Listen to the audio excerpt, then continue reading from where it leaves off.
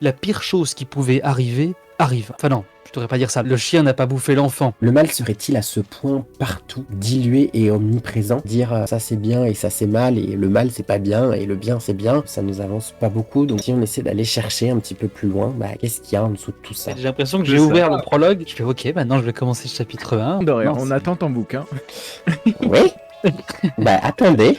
C'est vrai que jouer un méchant, c'est toujours un plaisir assez fou. Comment le méchant devient méchant en fait? C'est pas juste un méchant, c'est pas juste la figure du mal. Qu'est-ce que j'ai fait? Je suis un monstre.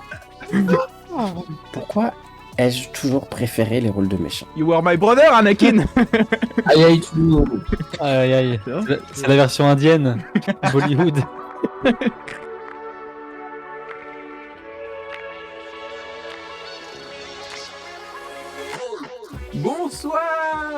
Bonsoir à tous et à toutes. Est-ce qu'on peut juste me confirmer que le son fonctionne, juste histoire de voir, parce que je me dis on commence à l'heure. Est-ce que ça pourrait être pas mal que le son fonctionne aussi? Juste un petit on est bon, trop bien. Bonsoir à toutes et à tous, bienvenue sur le vaisseau, dans le vaisseau de Créatol, votre émission bimensuelle sur l'art, la culture et la création. Prenez place tranquillement dans votre fauteuil ce soir, ou dans votre canapé d'ailleurs, ou dans votre lit si vous voulez. Évidemment, coucou à vous qui nous suivez en direct sur Twitch. N'oubliez pas, déjà j'espère que ça va bien. Et que vous êtes fin prêts pour cet épisode, l'épisode 5 de l'émission, de la saison 2 de l'émission Créatalk. Voilà, c'est comme ça qu'on parle. N'oubliez pas que vous pouvez discuter avec nous sur le chat, interagir, c'est pour ça qu'on fait ça, pour avoir une discussion sur des thèmes qui nous passionnent entre nous, les chroniqueurs de Créatalk, mais aussi avec vous. Donc voilà, pendant que vous me répondez, savoir si jamais ça va bien, je vais faire un petit coucou à vous qui nous regardez sur la rediffusion sur YouTube et à vous qui nous écoutez sur les plateformes de podcast et tout. Waouh! Alors, ce soir, nous parlons du mal. Le mal dans l'art et dans la pop culture. Comment est-ce qu'il est représenté? Qu'est-ce qu'il représente en lui-même? On verra ça ce soir, déjà avec nos deux chroniqueurs. Tout d'abord, on a Dorian, notre spécialiste histoire, philo et tout ce qui est généralement autour de la langue et de l'étymologie. Il est très fort, quoi. Et puis Martin, encore un autre qui est très fort autour du cinéma. Il le décortique comme personne. Évidemment, Martin alias Pazouar. L'aparté de ce soir sera présenté par Lucas, qui est prêt à vous divertir en vous racontant une petite histoire sans dessus-dessous, comme d'habitude, et qui espère vraiment que vous l'avez compris. Et nous finirons évidemment, comme d'habitude, avec un petit jeu auquel vous pourrez participer dans le chat, présenté par Aménir, notre Game Master ce soir. Je fais venir Dorian, Lucas et Martin sur le plateau. Bonsoir, monsieur. Ah mais qu'est-ce qui... Oh non, mais il avait prévu cette petite mise en scène. Il nous fait un jumpscare. Alors, on en a parlé il y a un mois. On en a parlé il y a un mois. Lucas et moi, les trucs qui font peur, pas fan. Un peu mieux. Surtout, moi, je l'imagine comme ça, prêt depuis 3 minutes, comme ça. Allez. Oh, c'est très très fort, bravo. C'est du... Ouh, on a des happenings sur l'émission. Ah. Il y a du budget là. Bonsoir à tous les trois. Merci Martin. Déjà, comment ça va, Martin, sous le masque là? Ouais. Ça va très bien, merci depuis la dernière fois. Impec. Oh cool. Dorian, est-ce que ça va? Tout se passe bien? Moi ça va, je sors d'une crève, donc de temps en temps vous allez peut-être m'entendre un petit peu tousser, Ah. mais le moral est bon et on tient le cap. Oui, du moment qu'on n'est pas complètement marqué trop d'une mauvaise manière par le petit jumpscare de Martin. Ça va. Voilà, exactement. Et toi, Lucas, comment ça va? Bah ça allait bien jusqu'ici. Mais voilà. On va être très honnête. Moi, ça reste de là maintenant. C'est ancré. Alors, ancré, est-ce qu'on peut savoir un petit peu quelle est l'histoire de ce masque, Martin? Est-ce que tu peux nous en dire un petit peu plus? Pourquoi t'as ça chez toi? Est-ce que c'est une collection? Est-ce que J'ai ça chez moi. Bah écoute, j'ai acheté ça dans une brocante. pour l'anniversaire d'un pote, tout simplement. Il fallait un déguisement dont le nom commençait par la première lettre de notre prénom, donc en l'occurrence moi M. Donc j'ai dit pourquoi pas Michael Myers, puisque Mario c'était trop simple. Waouh. Voilà. Film de faire Mario, lui il veut faire peur. Voilà, une petite. C'est normal d'avoir ça chez toi. T'as pas ça chez toi, Lucas? Non, ça va aller. Ça va aller, merci. On sent très bien. C'est le genre de truc où tu l'as mais tu veux pas le voir. Genre Oui. comment les petits poupées là. Moi c'est ce qui me terrifie le plus. Ah non, c'est ça. Ah, Ouais voilà. En céramique, là? Ouais, mais Enfin. peu importe en quoi. Peu importe en quoi. Peu importe en quoi. Mais écoutez, ce soir nous allons parler du mal. Et potentiellement, j'ai l'impression, en tout cas, notamment pour la chronique de Martin, des méchants au cinéma. Est-ce que vous connaissez le mal dans la vie, déjà, avant d'en parler dans l'art? Une grosse question, hein. On commence direct. Est-ce que vous êtes des... Déjà, ça peut commencer par nous-mêmes. Est-ce que vous êtes des méchants? On sait pas ça. Non? Méchant. franchement, regarde nos quatre tronches et puis je pense que la réponse c'est ouais. bon. Hein. C'est quand même écrit sur nos têtes, quand même. Hein. Un petit peu. Mais tu vois, c'est pas comme s'il y avait pas de On choix est ce des soir. tu vois. super méchants. Ah, Ouh, Ponchoa. Bah, on verra quand il reviendra sur l'émission si c'est un Voilà. méchant. Pour l'instant, il est en congé. Je sais pas où il est. Voilà, Ponchoa. Potentiellement. Non, mais non, on est tous des gentils. Non, mais oui, mais méchant, moi, je peux le devenir sur la route quand les gens ne roulent pas. Voilà. Oh. Ouais. Oh. Bah ouais, faut pas se laisser Voilà. faire. Enfin, impatient, on va dire. Non, mais quand ça roule pas, voilà, moi, il faut que ça avance. Donc, voilà. Quand les gens n'avancent pas dans les magasins ou ce genre de choses, Ah oui, ouais, d'accord. là, je peux avoir envie. Hein. Après, c'est ça. C'est Bon, rien de grave, hein, Non, mais non, mais c'est la question de est-ce que tu agis sur les pulsions du mal, etc. Ça, c'est autre chose. C'est de non. la philosophie. Hein. La pulsion reste très interne. Hein. Oui, hein. On est des gentils. Mais ouais, c'est pénible. C'est pénible C'est d'être pas trop sexy. gentil. Ah, je sais pas. Hein. C'est bien d'être gentil un petit peu. Dans le chat, j'ai l'impression que vous êtes pas très... Non, vous répondez pas. Est-ce que vous êtes méchant? J'aimerais bien qu'il y en ait un qui réponde juste oui. Oui, moi. D'ailleurs, j'ai fait ça. Passons. On est des Allô, méchants. la police? Allô. Oh là. Passons sur ça. Si jamais vous avez des conversions à faire pendant la chronique de Dorian, n'hésitez pas, hein, nous on ne répond de rien. Mais je vous propose, comme à son habitude, d'écouter Dorian qui va ouvrir cette émission. Dorian, notre auteur qui maîtrise l'histoire et les mots. J'espère que tu vas nous transporter un petit peu comme à chaque fois que tu le fais, avec tes jolis textes pour chaque chronique que tu fais. On est parti? J'espère aussi. Bah oui. Si, c'est sûr.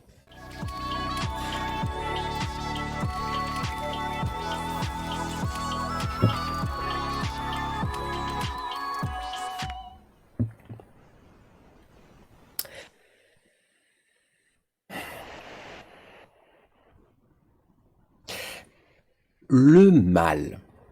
Alors, le mal, pas le mal. Et sinon, ça veut pas dire la même chose. Le mal. Mauvais. Maléfique. Être mauvais. Être maléfique. Naître mauvais. Ou le devenir. Naître maléfique. Ou en faire le choix. Parler de la naissance du mal, c'est supposer un temps où le mal n'existait pas. Ou peut-être plus un temps où le mal était latent, en germe, comme à patienter sagement en attendant son éclosion. Il est difficile, voire impossible, de séparer l'idée de mal de l'idée de bien. Ils sont les deux opposés fondamentaux. Le chaos et l'ordre, la mort et la vie, le mal et le bien. Et l'on semble nous dire que quoi que nous fassions, toujours il faut choisir l'un ou l'autre. Mais alors, pourquoi montrer le mal dans la fiction?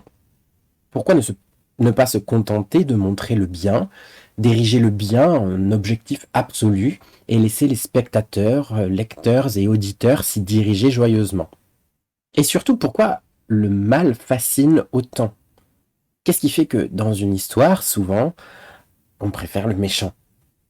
On aime que le héros soit en proie à des hésitations morales, et parfois même, on aime quand il choisit le côté obscur. Chez les Grecs, on faisait du théâtre pour honorer les dieux. Et on racontait, en comédie ou en tragédie, les mythes et les grandes légendes qui faisaient le socle commun de leur culture, lors de jeux ou de festivals organisés en l'honneur d'une des divinités. On se rassemblait pour jouer, voir jouer des acteurs, chanter les vers, et donner vie et corps aux grands dilemmes et aux grands chagrins des héros. On les voyait faire preuve du plus grand des courages, ou au contraire sombrer dans l'hubris, l'excès, le pire des poisons pour les Grecs, lorsque les humains se prenaient pour les dieux.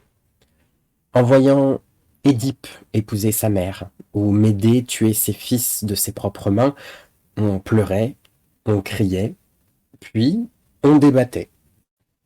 Et ainsi pouvait avoir lieu la sacro-sainte catharsis, qui fonctionne sur le principe suivant. Je vois des personnages s'adonner à leurs pulsions les plus sauvages, et j'en suis lavé moi-même. Utiliser la fiction pour se nettoyer des émotions et pensées excessives. La fiction, la création, comme outil de régulation sociale. Utiliser le mal comme un miroir dans lequel chacun peut voir ses propres peurs, envies, souffrances, et se dire que, somme toute, la mesure est une bonne idée. Les Grecs savaient les humains imparfaits. Les dieux mêmes étaient jaloux, tyranniques et retors. Les humains ne pouvaient pas être autrement. Mais néanmoins, ils pouvaient faire le choix de la philosophie et de la bonté. Comme si d'un côté nous avions le mal lié à la pulsion, à l'animalité, et le bien du côté de la pensée, de la réflexion et du savoir. Contempler en chacun les travers et tenter de les rectifier. Mais il existait néanmoins des actes maléfiques plus grands que d'autres chez les Grecs, et cela donnait lieu à des punitions terribles. Sisyphe réussit à enchaîner la mort elle-même, et il fut puni par les dieux à toujours pousser un rocher au sommet d'une montagne. Rocher qui toujours redescend au bas de la montagne. Prométhée déroba le secret du feu afin de l'enseigner à la plus fragile des créations, les humains. Pour cela, les dieux le condamnèrent à être enchaîné à une montagne et tous les jours se faire dévorer le foie. L'excès d'arrogance, le désir humain de devenir plus puissant qu'un dieu. Là est le comble du mal pour les Grecs, et ces excès sont punis par un châtiment terrible dont il est inenvisageable, car éternel. Éternelle est aussi la damnation des âmes chrétiennes. Dans son voyage à travers les enfers dans la Divine Comédie, Dante, guidé par Virgile, rencontre les grands héros des grandes histoires, condamnés à une éternité de tourments selon les crimes qu'ils ont commis. Cléopâtre la luxurieuse, Jason le séducteur, Clément V le pape condamnateur des Templiers, Judas, Cassius et Brutus les traîtres. Le mal est condamnable, mais plus encore, le mal est partout. Même Ulysse, héros antique s'il en est aux enfers. Nous sommes tous des pécheurs. Nous avons le mal en nous, et même nos récits ne peuvent nous sauver de ce fait. Il n'est plus question là de catharsis, seulement de culpabilité et de peur. Mais avoir peur du mal, est-ce le meilleur moyen de ne pas y céder? On touche d'ailleurs ici aux limites de la morale. Supposément, chaque choix et chaque décision serait en elle-même soit bonne, soit mauvaise. soit porteuse de vie et de lumière, soit porteuse d'ombre et de destruction. L'un ou l'autre, un système de pensée binaire où les choix, les alternatives sont toujours l'un ou l'autre. Et là est la terrible splendeur de la tragédie de Corneille ou de Racine. On résume parfois trop souvent au choix de la raison contre le choix du cœur. Prenons la tragédie la plus intensément pure de Racine, Bérénice. Le personnage de Titus est devenu empereur et doit choisir entre son amour pour la reine étrangère Bérénice ou le trône qu'il désire également. Dans cette tragédie, aucune goutte de sang versée, aucun mort, mais pourtant une tragédie absolue, où Titus l'indécis ne parvient pas à choisir. Il va et vient, se plaint, mais il ne fait objectivement pas grand-chose, laissant Bérénice dans l'attente, seule et éloignée de sa terre natale. Et c'est elle qui tranche au cours de l'acte 5. Elle rentre chez elle et laisse le trône de l'Empire romain à Titus. Mais elle lui dit aussi qu'ils s'aiment et que toujours ils s'aimeront, et que le malheur et la tristesse ne les quitteront jamais. Toujours ils penseront l'un à l'autre, mais plus jamais ne pourront être ensemble. Et si Titus avait choisi Bérénice, ne lui aurait-il pas fait porter la culpabilité d'avoir refusé le trône dont il devait hériter depuis longtemps, moment qu'il attendait ardemment? On le voit ici, nul choix complètement bénéfique, nulle alternative lumineuse et complètement satisfaisante pour le spectateur. Un flou artistique seulement, et le choix d'une femme qui reprend son destin en main.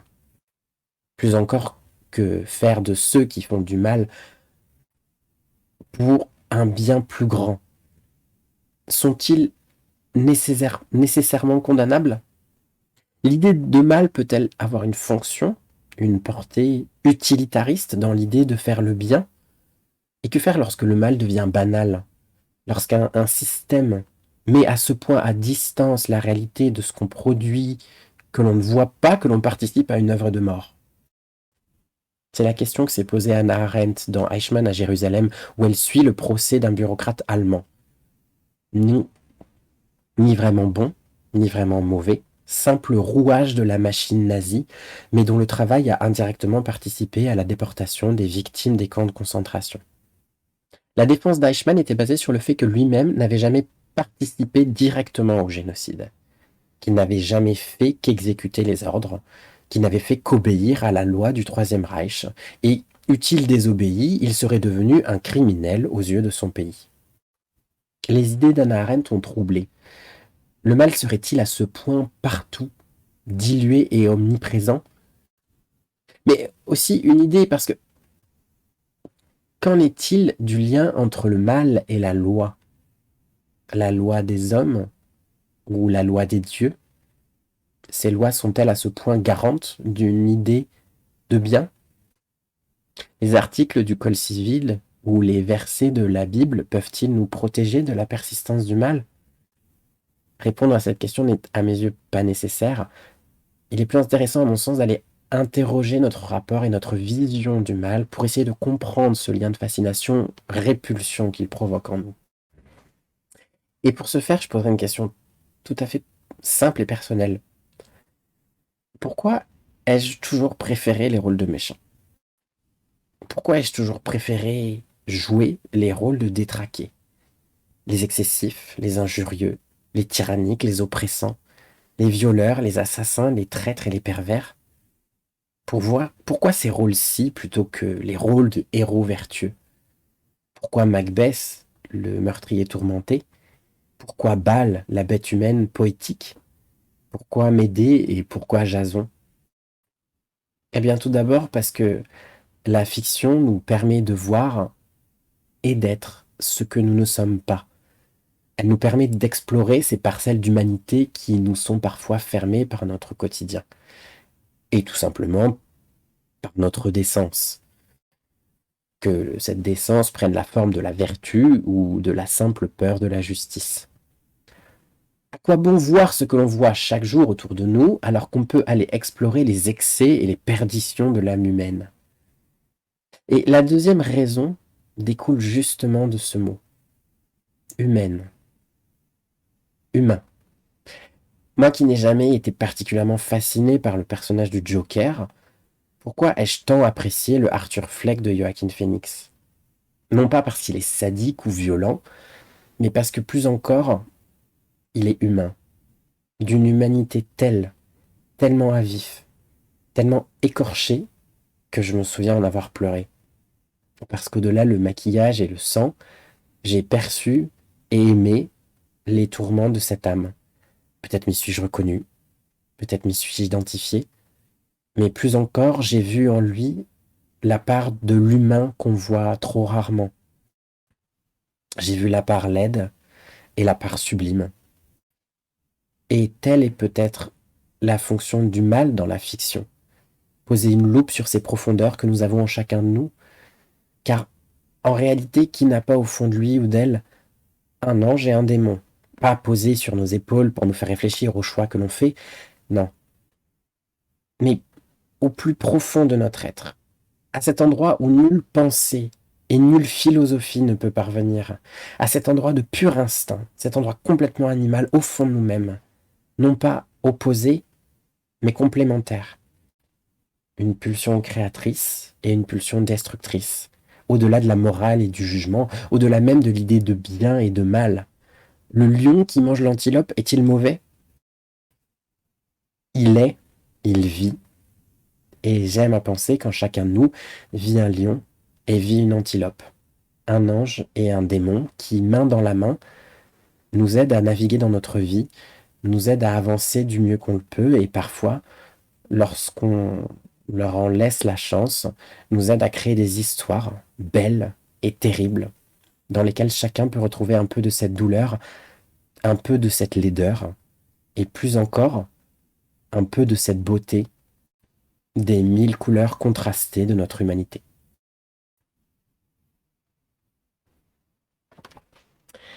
Et ce sera tout pour moi. Trop bien. Oh. Oh. On est tous des lions et des antilopes. Oh là là. Oui! Pour une fois, ça se fait du bien. Mais oui, mais oui, c'est vrai. C'est vrai, c'est vrai. Ça fait du bien de se dire, de voir comment est-ce que tu remets, ça en place par rapport au juste le mal vs le bien, quoi.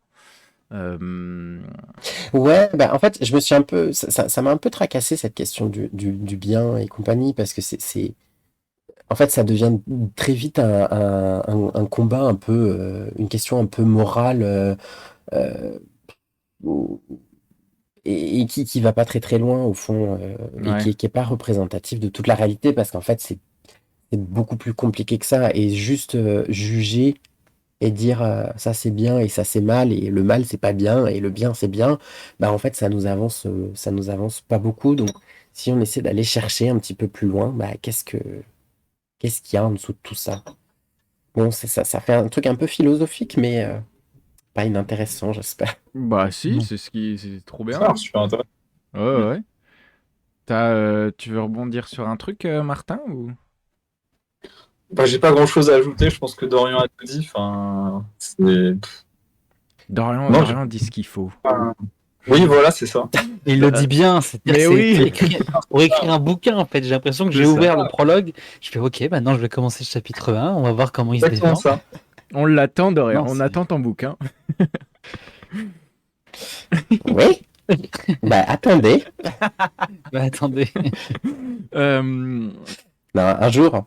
Bah ouais, attends. Un jour. Ah ouais, on Évidemment, espère. évidemment.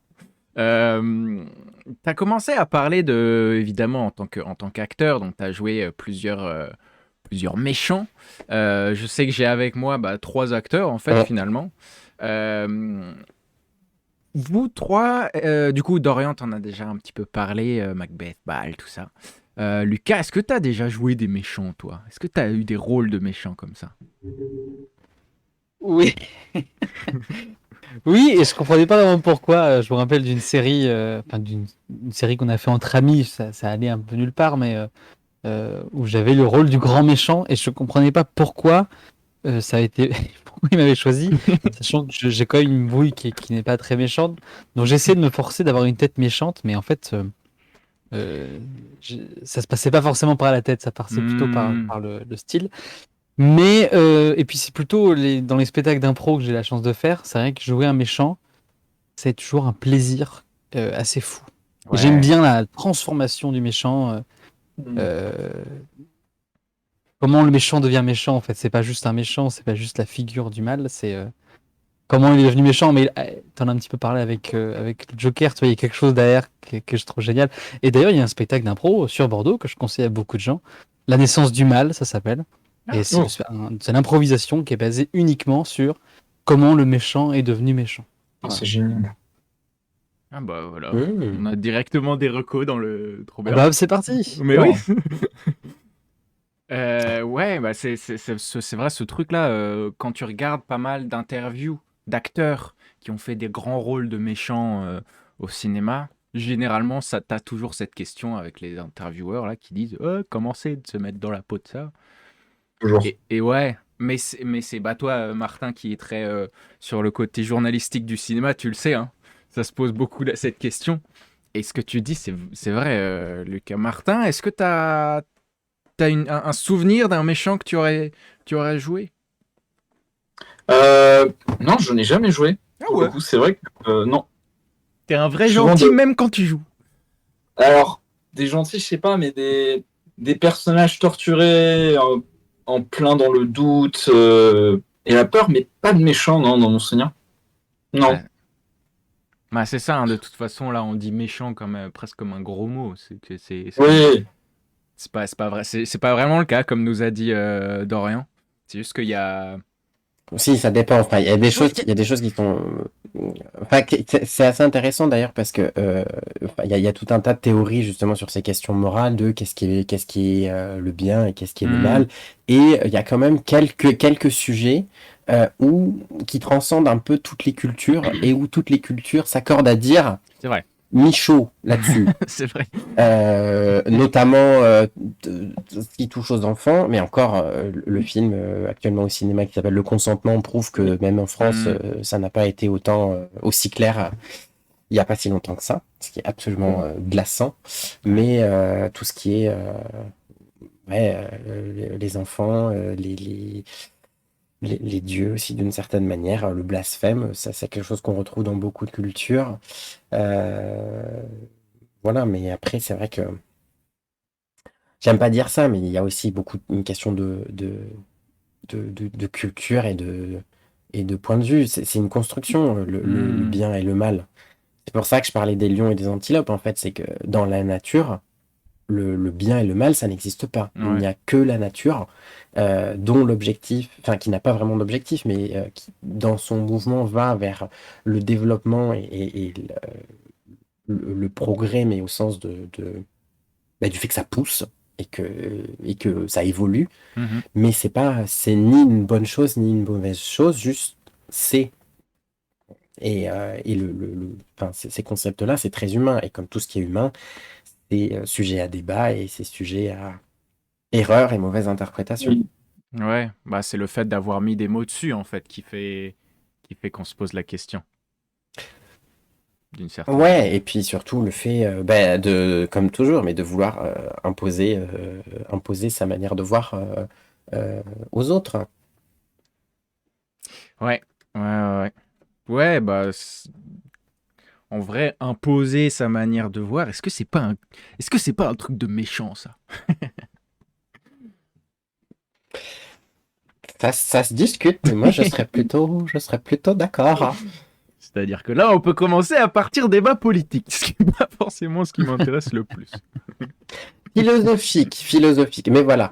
Mais d'où cet intérêt? Parce que enfin, moi, je trouve que justement, une des fonctions de l'art et de la création, c'est de poser toutes ces questions-là et d'y aller joyeusement. Et c'est pour ça que pour moi, c'est absolument nécessaire de montrer les pires ordures dans l'art, dans les œuvres. Ouais. Et en plus, quand on trouve des comédiens un peu tordus pour aller se gouffrer les rôles affreux, ben, Allons-y joyeusement. Bah oui.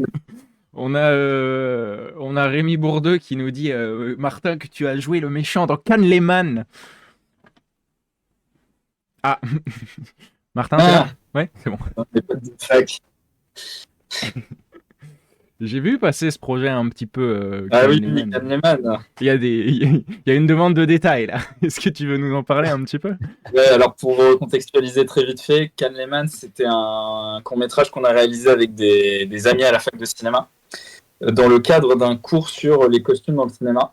Et la note de cours, c'était soit de faire un exposé sur un film et sur les costumes, soit de réaliser un court-métrage avec la thématique du costume. Donc nous, on est parti sur le court-métrage et on a créé le premier super-héros bordelais, Kahneman, rouge, avec un cannelé au centre, en guise de logo, symbole. Et moi, je jouais le méchant, enfin une sorte de cambrioleur avec une casquette Gavroche, une veste en cuir et un loup sur les yeux. Enfin, un peu un bandit à la rap. Les vilains qu'on voyait dans les vieux Batman, dans les vieux comics. Ah ouais. Les jolis costumes un peu spandex là. C'est ça, ouais, un peu ça, ouais. Et donc tu as joué un méchant. Oui, c'est vrai, oui. C'est le seul méchant que j'ai joué de ma carrière. Pour l'instant, peut-être qu'il y en a d'autres, on sait pas. C'est vrai, tu fais bien de dire ça. C'est rigolo quand même. Ah, j'ai essayé de trouver un peu des images, c'est compliqué là. T'en as pas laissé beaucoup. J'ai les photos encore, attends, mais. Je suis pas certain d'en avoir encore là. Peut-être sur Instagram, mais. Ah, j'essaie de trouver pour montrer un petit peu. Regarde. C'est rigolo. Je trouve pas, mais plus tard, si je retrouve. Ouais, si tu trouves des choses. Nous, on a envie de voir un petit peu. C'est vrai que j'avais vu un peu des stories passées. On va voir les dossiers. Ah, ouais. Ah bah oui. Ah, les dossiers, très bien, vous les aurez. C'est bon.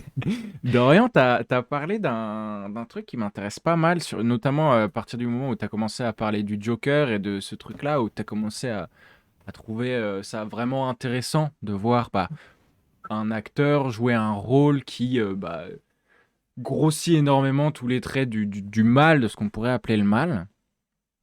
Et donc en humanisant le méchant, est-ce que ça vous arrive, vous justement, de regarder, Lucas, est-ce que t'as déjà eu des moments comme ça où tu regardes un film ou une pièce de théâtre ou un truc où vraiment tu sais que c'est pas joli ce qui se passe et c'est pas bien, mais dans la narration, dans la manière dont c'est réalisé ou écrit, tu te retrouves à te dire bah je le comprends. T'aurais une idée de Ah. projet comme ça? De projet? Pas forcément, si jamais te...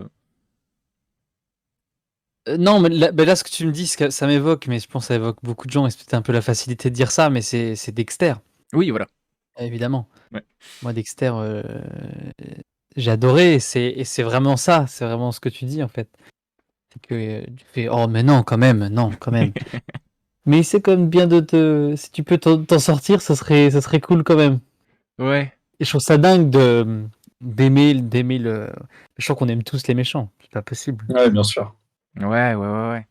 Après, c'est vrai que là, on est sur un cas de figure où l'histoire est tournée autour de Oui, ce c'est vrai. personnage-là. Oui, bien sûr. C'est vrai. Disons que j'ai l'impression qu'on aime les méchants, mais quand ils ne sont pas juste que méchants. C'est ça.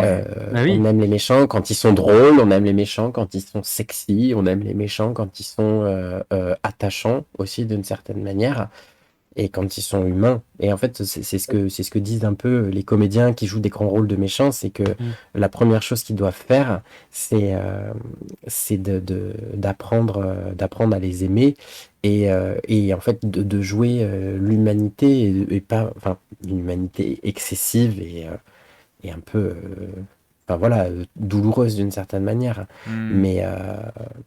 Mais c'est là-dessus. Et là, j'ai vu il n'y a pas très longtemps, je parlais du film Le Consentement, que je n'ai pas vu, mais apparemment qui est pas mal. Et je regardais une interview de Jean-Paul Rouve, qui joue le rôle de Gabriel Matzneff, et qui disait que c'était la première fois où il n'avait pas réussi à aimer son personnage. Il avait pas, enfin, ça avait bloqué Oui. Et je trouve ça intéressant aussi, mais en tout cas, lui, il a fait ce travail d'essayer de trouver qu'est-ce qui est humain dans cette personne et qu'est-ce qui fait qu'à un moment, ben, c'est parti en cacahuète, quoi. Ouais, c'est terrible, mais rien que l'affiche de ce film est assez glaçante. Ah. Je veux tout dire. Ouais. Et c'est vrai que j'ai vu justement ce petit morceau d'interview de Jean-Paul Rouve. C'est fort hein, d'avoir un acteur qui tout de même en a fait beaucoup, quoi, des projets, qui se retrouve là, maintenant, avec ça, avoir quelque chose qui passe pas, quoi. Un beau contre-emploi. Passer de... Je sais plus comment il s'appelle, Monsieur Tuche, Oui, à ça. Jeff. Jeff Tuch. Oui, Jeff Tuche, notre futur président. De Fred. C'est vrai que c'est autre chose. Ça me fait juste poser la question comment t'arrives à. Voilà, c'est pas la même. C'est pas pareil. Pour les gens qui nous rejoignent maintenant, oui, c'est une émission sur les grands méchants. Oui, Jeff oui. Tuche en tête. Le grand méchant Jeff Tuche. On sait pas hein, si ça se trouve à partir du prochain. Je sais même pas s'ils en feront un prochain. Je vous propose de continuer sur ce côté un petit peu plus joyeux de cette émission en passant à un aparté qui nous est présenté par Lucas.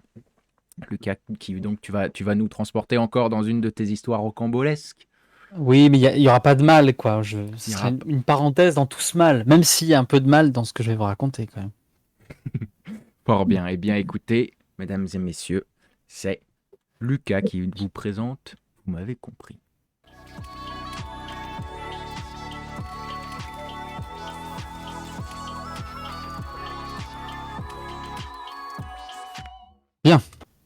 La scène se déroule dans le bus 393 à Paris. Un bus dont j'ignorais totalement l'existence, comme tous les bus comprenant 3 chiffres. Je comptais rendre visite à ma sœur, habitant à Bonneuil-sur-Marne, une ville dont j'ignorais totalement l'existence, comme toutes les villes comprenant 3 noms. Et j'étais parmi les premiers à monter dans l'autobus et j'en étais ravi. Alors je me permets de dire le mot autobus, car cela fait partie des mots que l'on ne me dit plus depuis longtemps, tels que autocar, frigidaire, téléviseur, Minitel ou Je t'aime, Lucas. J'avais donc l'embarras du choix pour m'installer, mais j'ai préféré rester debout, adossé à la rambarde métallique, car les sièges étrangement colorés ne me rassuraient pas trop. Je ne le savais pas encore, mais c'était un choix qui allait terriblement me coûter. Au bout de 10 minutes de circulation, d'un chauffage beaucoup trop fort et de 34 freinages brusques, l'autobus, donc, s'arrête à l'arrêt René Panard. J'aimerais tellement que ce soit un nom que j'invente juste pour l'histoire, mais cet arrêt existe réellement et cette personne aussi, René Panard, né Louis-François René Panard, était un ingénieur qui a fondé la marque Panard, qui, malheureusement, n'était pas un magasin de chaussures, j'en suis mais tellement désolé, mais une marque de voitures rachetée dans les années 60 par Citroën. Mais je ne pourrais pas vous en dire plus, mon téléphone s'étant coupé à ce moment précis, à court de batterie. Et j'avais tellement la tête sur mon téléphone que je ne m'étais même pas rendu compte de la quantité folle de personnes montant à cet arrêt. Une dame avec des couettes, un couple de retraités, un intermittent du spectacle avec un harmonica à la bouche, un chien, une petite bande de jeunes, un homme en fauteuil roulant et 3 poussettes, dont une pour jumeaux. Ça en fait du monde. Cet arrêt attire les foules. René Panard attire les foules. Il y a peut-être un musée à son nom que la France entière veut voir. En tout cas, René Panard est important. Bref, un monde fou à cet arrêt, ça se colle, ça serre, ça pousse, ça serre, ça se colle, un peu trop à mon goût. Le chauffeur prend alors trop vite un dodane ou un ralentisseur pour les plus sensibles d'entre vous. Un des jumeaux, le plus moche, se réveille en hurlant. Sa mère veut le réconforter, oblige le fauteuil roulant à se décaler, la dame aux couettes à se pousser, les jeunes se resserrent, le chien aboie, les retraités prennent peur et se collent à moi. Et là, la pire chose qui pouvait arriver arriva. Enfin non, je devrais pas dire ça. Le chien n'a pas bouffé l'enfant. Donc, du coup, c'est peut-être pas la chose la plus pire. Mais c'était horrible quand même. Je suis coincé, je n'ai plus beaucoup d'appui, tenant sur le bout du pied de ma jambe droite. Et là, coup de frein. L'autobus est soumis à la force centrifuge. Je manque de tomber, mais me rattrape sur une des barres métalliques du bus. Enfin, pour être plus précis, sur le bouton rouge sur la barre métallique du bus. L'écriteau au-dessus du conducteur s'allume en un quart de seconde. Arrêt demandé. Non.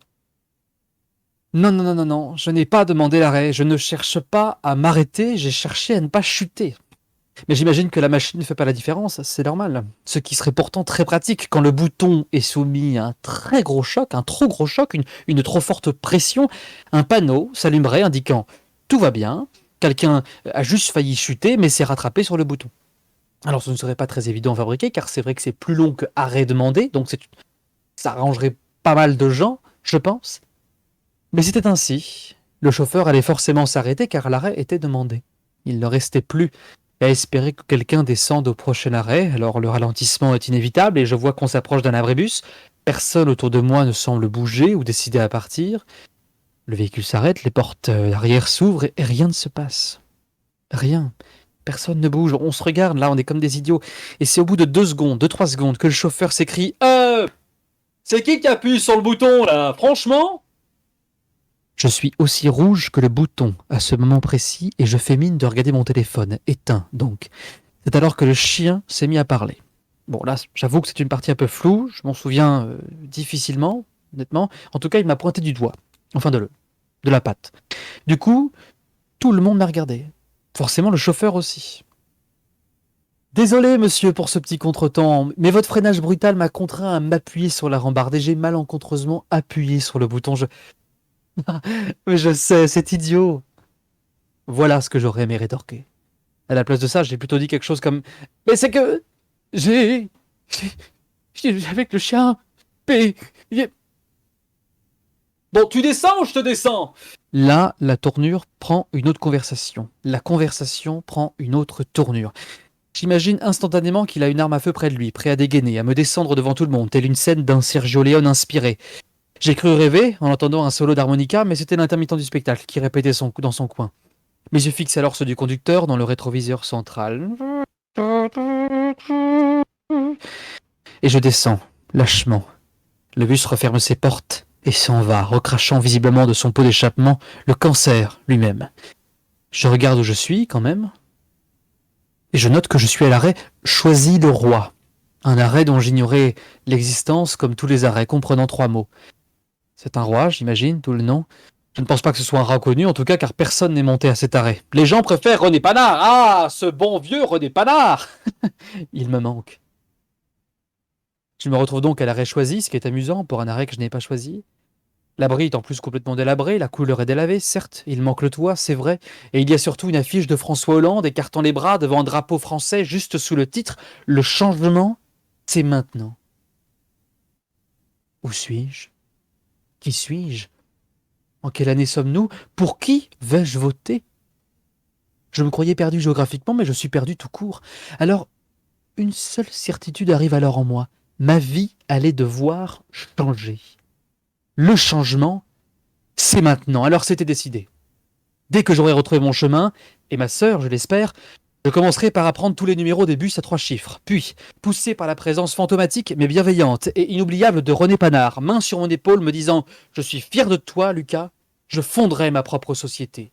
Une usine énorme, à Choisy-le-Roi, bien sûr, pour fabriquer des panneaux de 50 cm sur 10, LED intégrés, des panneaux indiquant « Tout va bien », quelqu'un a juste failli chuter mais s'est rattrapé sur le bouton.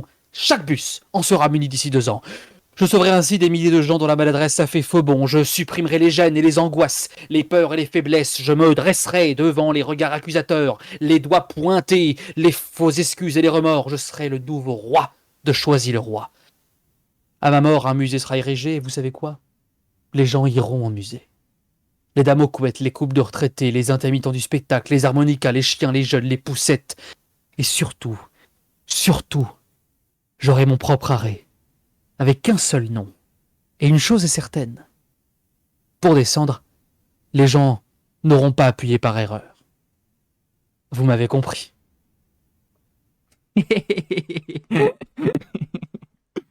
Exceptionnel, bravo. Il nous emmène toujours dans des voyages. Cette fois, c'était un voyage en bus, non, un autocar.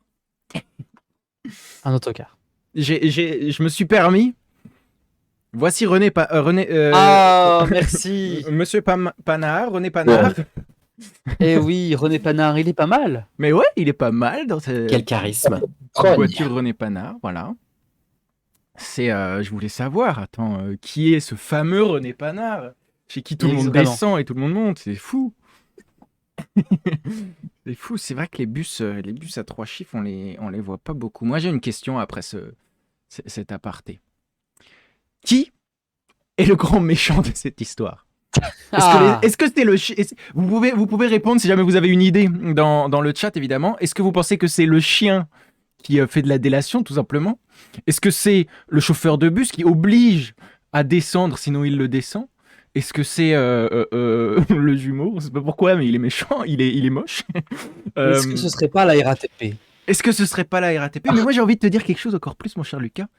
Est-ce que, finalement, dans ton humaine maladresse, ça pourrait pas être toi qui, à la fin, te retrouve à obliger un réseau de bus entier à avoir des panneaux LED? Mais je suis un monstre. Tu sais, c'est génial là, les scènes où les méchants se transforment en méchants là, comme dans, Oui. je sais pas, j'ai pas d'exemple, mais les 4 Fantastiques ou Spider-Man, tu vois, ils deviennent méchants. Exactement, c'est exactement ça. Finalement, cette histoire où le méchant, ah mais oui, le méchant, Hazan nous dit le méchant c'est le bouton. Finalement, le bouton est trop sensible, mais évidemment, Mais bien sûr. évidemment, tout commence là, c'est l'origin story du méchant de ton histoire, le bouton des bus de la RATP. J'aime bien quand il nous fait voyager comme ça fait toujours bien plaisir. En parlant de vrais gens, René Panard notamment, et ça va se raccrocher à ce que tu nous disais, Dorian, par rapport dans les mythes, il y a ces humains qui veulent se rapprocher des hommes, avoir toujours plus de pouvoir. Est-ce que vous pensez qu'aujourd'hui, avec toutes les évolutions technologiques, les gens qui cherchent toujours à créer plus, on a des vrais méchants qui existent dans le monde? Non, putain, mais toutes tes questions, elles sont. Ce soir, il y a Oh des la gros trucs, je sais vache. pas ce qui se Ah passe, oui, je me là, sens on est sur. inspiré. On parle de mal. Ah ouais, c'est. Ouais, Elon Musk, c'est Norman Ouais. Osborn en fait. Ah voilà. C'est le nom que tout le Oh. monde pensait très fort dans sa Ça tête. lâche les noms. Oui, mais je voulais pas le dire. Parce que ça y est maintenant, maintenant on est fiché. C'est vrai. Oh, ça Non, moi, va. je pense fondamentalement que le pouvoir, de manière générale, peut rendre méchant, peut rendre mauvais, dans le sens où le pouvoir nous coupe complètement de notre humanité, de notre sensibilité, et étant coupé de notre humanité et de notre sensibilité, on oblitère complètement celles des autres, et à partir du moment où on ne considère plus les autres personnes comme des personnes sensibles, qui méritent le respect, à ce moment-là, tout part à volo. Wow, wow, wow, Donc wow. des noms, en ce moment, il y en a plein. Il y en a plein, et principalement des noms d'hommes. C'est vrai. Dorian drop de mic. Ouais, mais je vais répondre à ça. Si jamais on part du postulat de Elon Musk, il a le pouvoir, il fait beaucoup de choses et tout, lui, dans son idée, c'est l'humanité. Il pense plus à l'humain, il pense à l'humanité tout entière. Oui, mais est-ce que... Ça, en fait, c'est les Anglais, ils ont cette expression que je ne sais pas comment traduire en français, mais c'est delusion of grandeur. Ah ouais. C'est L'illusion de la grandeur, non? Ouais, un truc comme ça. Mais t'as envie de dire, mais mec, on se calme. Enfin, d'où tu penses à la place de l'humanité? Qui es-tu, petit trou de balle américano-américain, pour parler au nom de 8 milliards de personnes? Non, 8 milliards de personnes ne veulent pas forcément ce que toi tu veux. On se calme, on se détend, Coco. Pas faux. Je vais sauver l'humanité. Bah, c'est pas la folie des grandeurs? Si, totalement. Si. Mais dans ce truc de delusion, il y a cette idée de d'illusion qu'on se fait à soi-même. que, Oui, c'est vrai qu'il y a moins que de- j'aime bien. Mais folie, ça marche aussi. Folie, ça, Mm. enfin, C'est vrai voilà. qu'il y a- Des os, mais gros tarés. Oui, oui. C'est vrai, on les traite de fous. Bon, il y en a un, on va pas le nommer parce qu'on est sur sa plateforme techniquement. Il y en a un autre, hein, on l'associe souvent, mais voilà. Twitch appartient à Amazon, mon cher Dorian. J'ai pas. Oui. La bise. Euh, je vous propose, on a parlé de potentiels vrais antagonistes de l'histoire de l'humanité. Il y en a eu avant, il y en a potentiellement aujourd'hui, peut-être qu'ils se révéleront encore plus, il y en aura sans doute plus tard. Je vous propose qu'on retourne un peu plus dans la fiction avec notre cher Pazouar Martin qui va nous décortiquer comme il le fait si bien le cinéma dans sa chronique Genre et légende du cinéma. C'est parti, Martin. Let's go.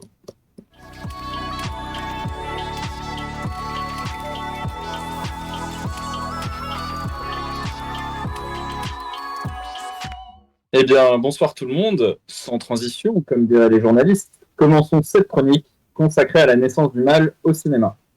Le cinéma qui est un média formidable et qui a vu naître en son sein de nombreuses figures mythiques du mal, aussi riches et différentes les unes que les autres, des tueurs en série, des mages noirs, des cyborgs, des xénomorphes, des croque-mitaines, des gangsters ou encore des démons. Enfin, il y en a tellement qu'on pourrait pas tous les citer. Et donc moi, dans cette chronique, je vais essayer de me demander quelles sont les influences de la naissance de la présence du mal au cinéma, parce que c'est impossible de citer toutes les formes que peut prendre le mal au cinéma. Eh bien, je vais choisir de me baser sur 3 axes, avec un exemple précis pour chacun d'eux. Donc, ma première partie sera consacrée à Anakin Skywalker de Star Wars, un être innocent dévoré par le mal.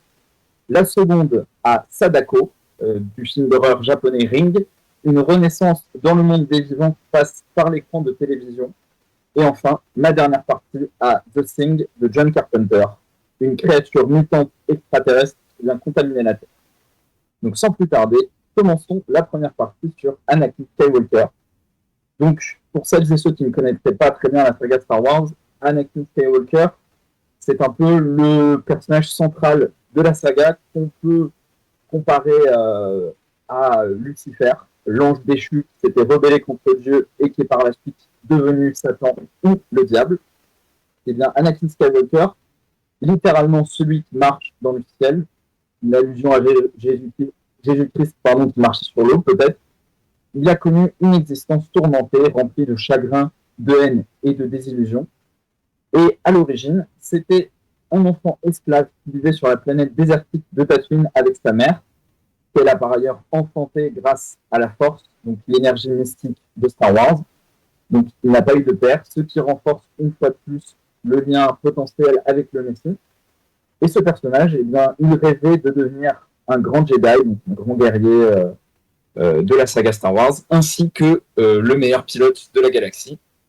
Et malheureusement, pour lui, les choses ne se sont pas tout à fait passées comme prévu, puisque Anakin, lorsqu'il est devenu un Jedi, il a été en quelque sorte condamné là aussi à une vie de servitude au sein de cet ordre strict et pieux sur la planète de Coruscant, puisque l'ordre Jedi, on peut le comparer à un monastère où vivraient des moines reclus du monde. Donc un ordre très strict et pieux. Il devient un guerrier hors pair durant la guerre des clones, donc un événement majeur de Star Wars, qui oppose l'armée de la République à laquelle il appartient à leurs ennemis, les légions séparatistes. Et durant cette guerre, Anakin, eh bien, il a brisé un interdit fondamental de l'ordre Jedi, de l'amour, en s'unissant avec Padmé, la femme qu'il aimait depuis toujours.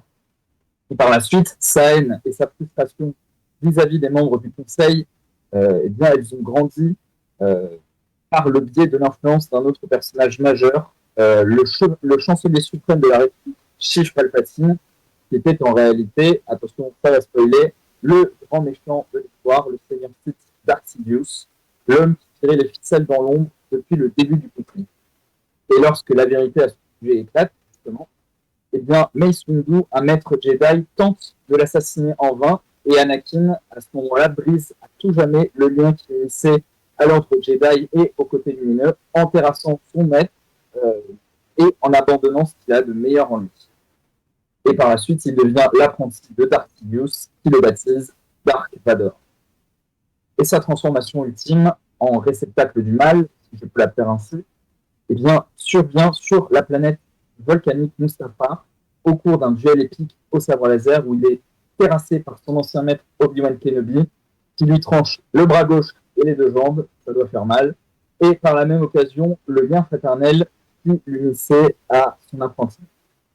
Vador est alors dévoré, comme vous pouvez le voir, par les flammes de Mustafar, mais fort heureusement, il est sauvé in extremis par Palpatine qui passait par hasard dans le coin. C'est faux, il a senti sa présence grâce à la Force et il l'emmène en urgence dans son laboratoire secret sur la planète Coruscant.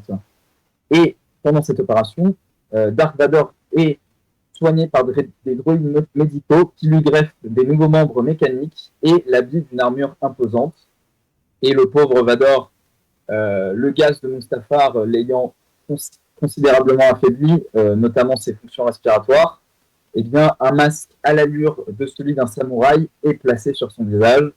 Et lorsque ce masque est placé sur son visage, eh bien, la respiration qui s'en échappe sonne alors comme une renaissance pour cet être meurtri. Et l'annonce par Sidious de la mort de Padmé marque alors la mort définitive d'Anakin Skywalker. Et tel un monstre de Frankenstein futuriste, il brise ses chaînes avec l'usage de la Force. Et l'être mi-humain, mi-machine fait alors ses premiers pas et pousse une cri de nouveau-né maléfique. Ainsi, Anakin, l'être lumineux au visage angélique, disparaît en même temps que la démocratie pour laisser place à Vador, la machine de guerre froide et calculatrice, et à l'Empire qui va dominer d'une main de fer, c'est qu'à le dire, avec son maître.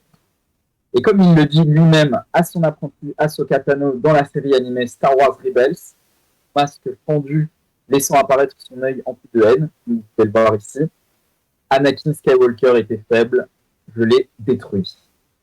Il faudra ainsi attendre le retour du Jedi, le 6e et dernier, j'insiste là-dessus, dernier film de la saga, pour que Vador soit libéré par son fils Luke, qui avait perçu du bon en lui. Anakin sauve la vie de son fils en jetant dans les entrailles de l'étoile de la mort Sidious, le monstre qui avait fait de lui un monstre. Et le père, désormais libre, meurt paisiblement dans les bras de son fils, accomplissant ainsi la prophétie de l'élu qui devait rétablir l'équilibre dans la Force. On ne t'oubliera jamais, Anakin. Et sans transition, nous passons à ma deuxième partie et nous quittons les confins de la galaxie pour aller au Japon, où nous allons aborder le film Ring, un film d'épouvante japonais réalisé par Hideo Nakata en 1998, adapté du livre de Koji Suzuki publié en 1991.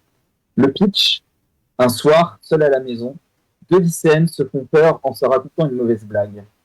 Une étrange rumeur circule à propos d'une cassette vidéo qui, une fois visionnée, déclenche une terrible malédiction. Une mort annoncée 7 jours plus tard, après le décès de sa cousine Tomoko Oishi, Reiko Asakawa, une jeune journaliste enquête, mais très vite, le maléfice la rattrape. Et pour vous l'expliquer très simplement, cette malédiction qui frappe les personnages prend l'apparence d'une jeune femme qui est vêtue tout de blanc avec des longs cheveux noirs qui recouvrent son visage. Elle s'appelle la bien nommée Sadako. C'est une revenante qui apparaît dans l'écran de télévision que regardent les protagonistes, qui sort d'un puits et s'avance avec une démarche étrange vers cet écran, qui est une sorte de passerelle vers le monde des vivants. Et selon un article que j'ai trouvé sur Internet, Sadako, une histoire de fantôme, je cite, « Lorsque Sadako est venue au monde, sa mère s'est réfugiée seule dans une grotte inondable sur une plage et a déposé l'enfant sur l'eau. Il s'agissait sans doute d'une tentative de purification de son corps souillé par la fécondation d'un être mystérieux, menant à une tentative d'infanticide. En effet, la superstition veut que les kami, les divinités japonaises, pour faire simple, s'offensent de la souillure que représentent le sang, les blessures, les menstruations et l'enfantement. Sadako est née dans l'eau et morte dans l'eau. On découvre dans la vidéo et plus tard dans le film le puits où Sadako est décédée. Et ce puits où sommeille le fantôme est un élément important du film, représentant dans les codes classiques l'antre spectral par excellence, celle qui contient l'eau dans laquelle baignent les esprits. en toute logique Shinto, donc une religion propre au Japon. Cette jeune fille est donc devenue un kami. Sadako représente l'esthétique traditionnelle du fantôme japonais. Il s'agit souvent d'une femme, parfois défigurée et livide, portant de longs cheveux noirs. Elle est vêtue d'une robe blanche elle est vêtue d'une robe blanche qui, au Japon, est la couleur du deuil. Elle s'avance, les paumes en dedans, les bras repliés. Il faut noter ici que le dessus des mains représente le yin, c'est-à-dire l'énergie négative. L'attitude de ce fantôme est souvent la même. Elle surgit des puits et des forêts dans le but de se venger des êtres responsables de sa mort ou terroriser les personnes au comportement immoral. Cette représentation du fantôme se retrouve dans le théâtre traditionnel japonais kabuki et plus anciennement dans le no. Le kwaidan, c'est son nom de scène, flotte parfois au-dessus du sol.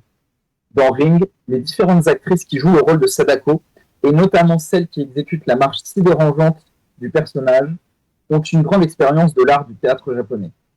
On comprend alors pourquoi Sadako adopte une attitude si théâtrale. Transposée dans notre société actuelle, Sadako a l'allure d'une sorte de croque-mitaine moderne. Donc vous l'aurez compris, contrairement au cinéma d'horreur américain, dans Ring, ce n'est pas le fantôme qui fait événement, mais la raison de son apparition. Et quand Sadako apparaît, eh bien, elle sort du puits dans lequel elle a été jetée pour venir vers le spectateur et traverser l'écran de télévision des personnages vivants, des protagonistes du film. Et cette vidéo, justement, c'est un vecteur de sa résurgence. Et au fur et à mesure que Sadako se déplace et acquiert de l'aisance, le protagoniste humain qui est en face perd sa facilité à se déplacer, comme si elle aspirait son énergie vitale pour renaître. Et l'avancée de ce fantôme a un effet paralysant, et toute tentative de fuite est impossible, comme si vous voulez, comme si le corps de la victime était attiré par cette démarche déconstruite du fantôme, comme si cette chorégraphie était un rituel d'envoûtement qui agit dans l'espace-temps du mouvement. Et c'est le mystère de la formulation de cette apparition, et la formulation de cette apparition qui agit sur la victime.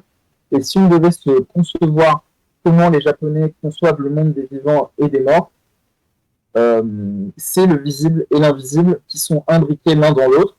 Là, en l'occurrence, on a un monde alternatif contenu dans notre monde. Dans ce film, c'est l'écran de la télévision, mais on pourrait plus largement l'étendre à Internet. Donc le monde des morts, c'est un monde dématérialisé qui accède parfois au réel pour donner des infos. Et le fantôme, dans ce film, comme dans d'autres films d'horreur japonais, comme Kairo de Kiyoshi Kurosawa, il exprime un langage corporel physique et une hémorragie de l'être, et il traduit la sensation qu'on perd prise sur le monde. Et chaque fois qu'il y a une confrontation entre un vivant et un fantôme, il y a cette danse qu'on peut comparer au buto, une chose lente, désarticulée, qui se termine par un échange de regards qui fait la victime, comme vous l'avez vu juste avant avec les photographies. Et il y a un piège de l'échange, c'est la communication visuelle. Et pour citer à nouveau l'article dont j'ai parlé tout à l'heure, l'image qui sans doute exprime au mieux le message de Ring, la morale de cette histoire de fantôme, est celle de l'œil de Sadako. Cet être ne daigne ouvrir les yeux que pour juger et exécuter. Son regard tue. Ce personnage étrange, sortant tout droit d'une légende shinto, se présente devant la société contemporaine et la juge. Le passé a mis en route le processus de contamination. Quel en sera le résultat? Un renouveau ou une simple extinction? Et en parlant de contamination, cela m'amène à vous parler de ma troisième et dernière partie, consacrée à The Thing, une créature mutante extraterrestre qui vient contaminer la Terre.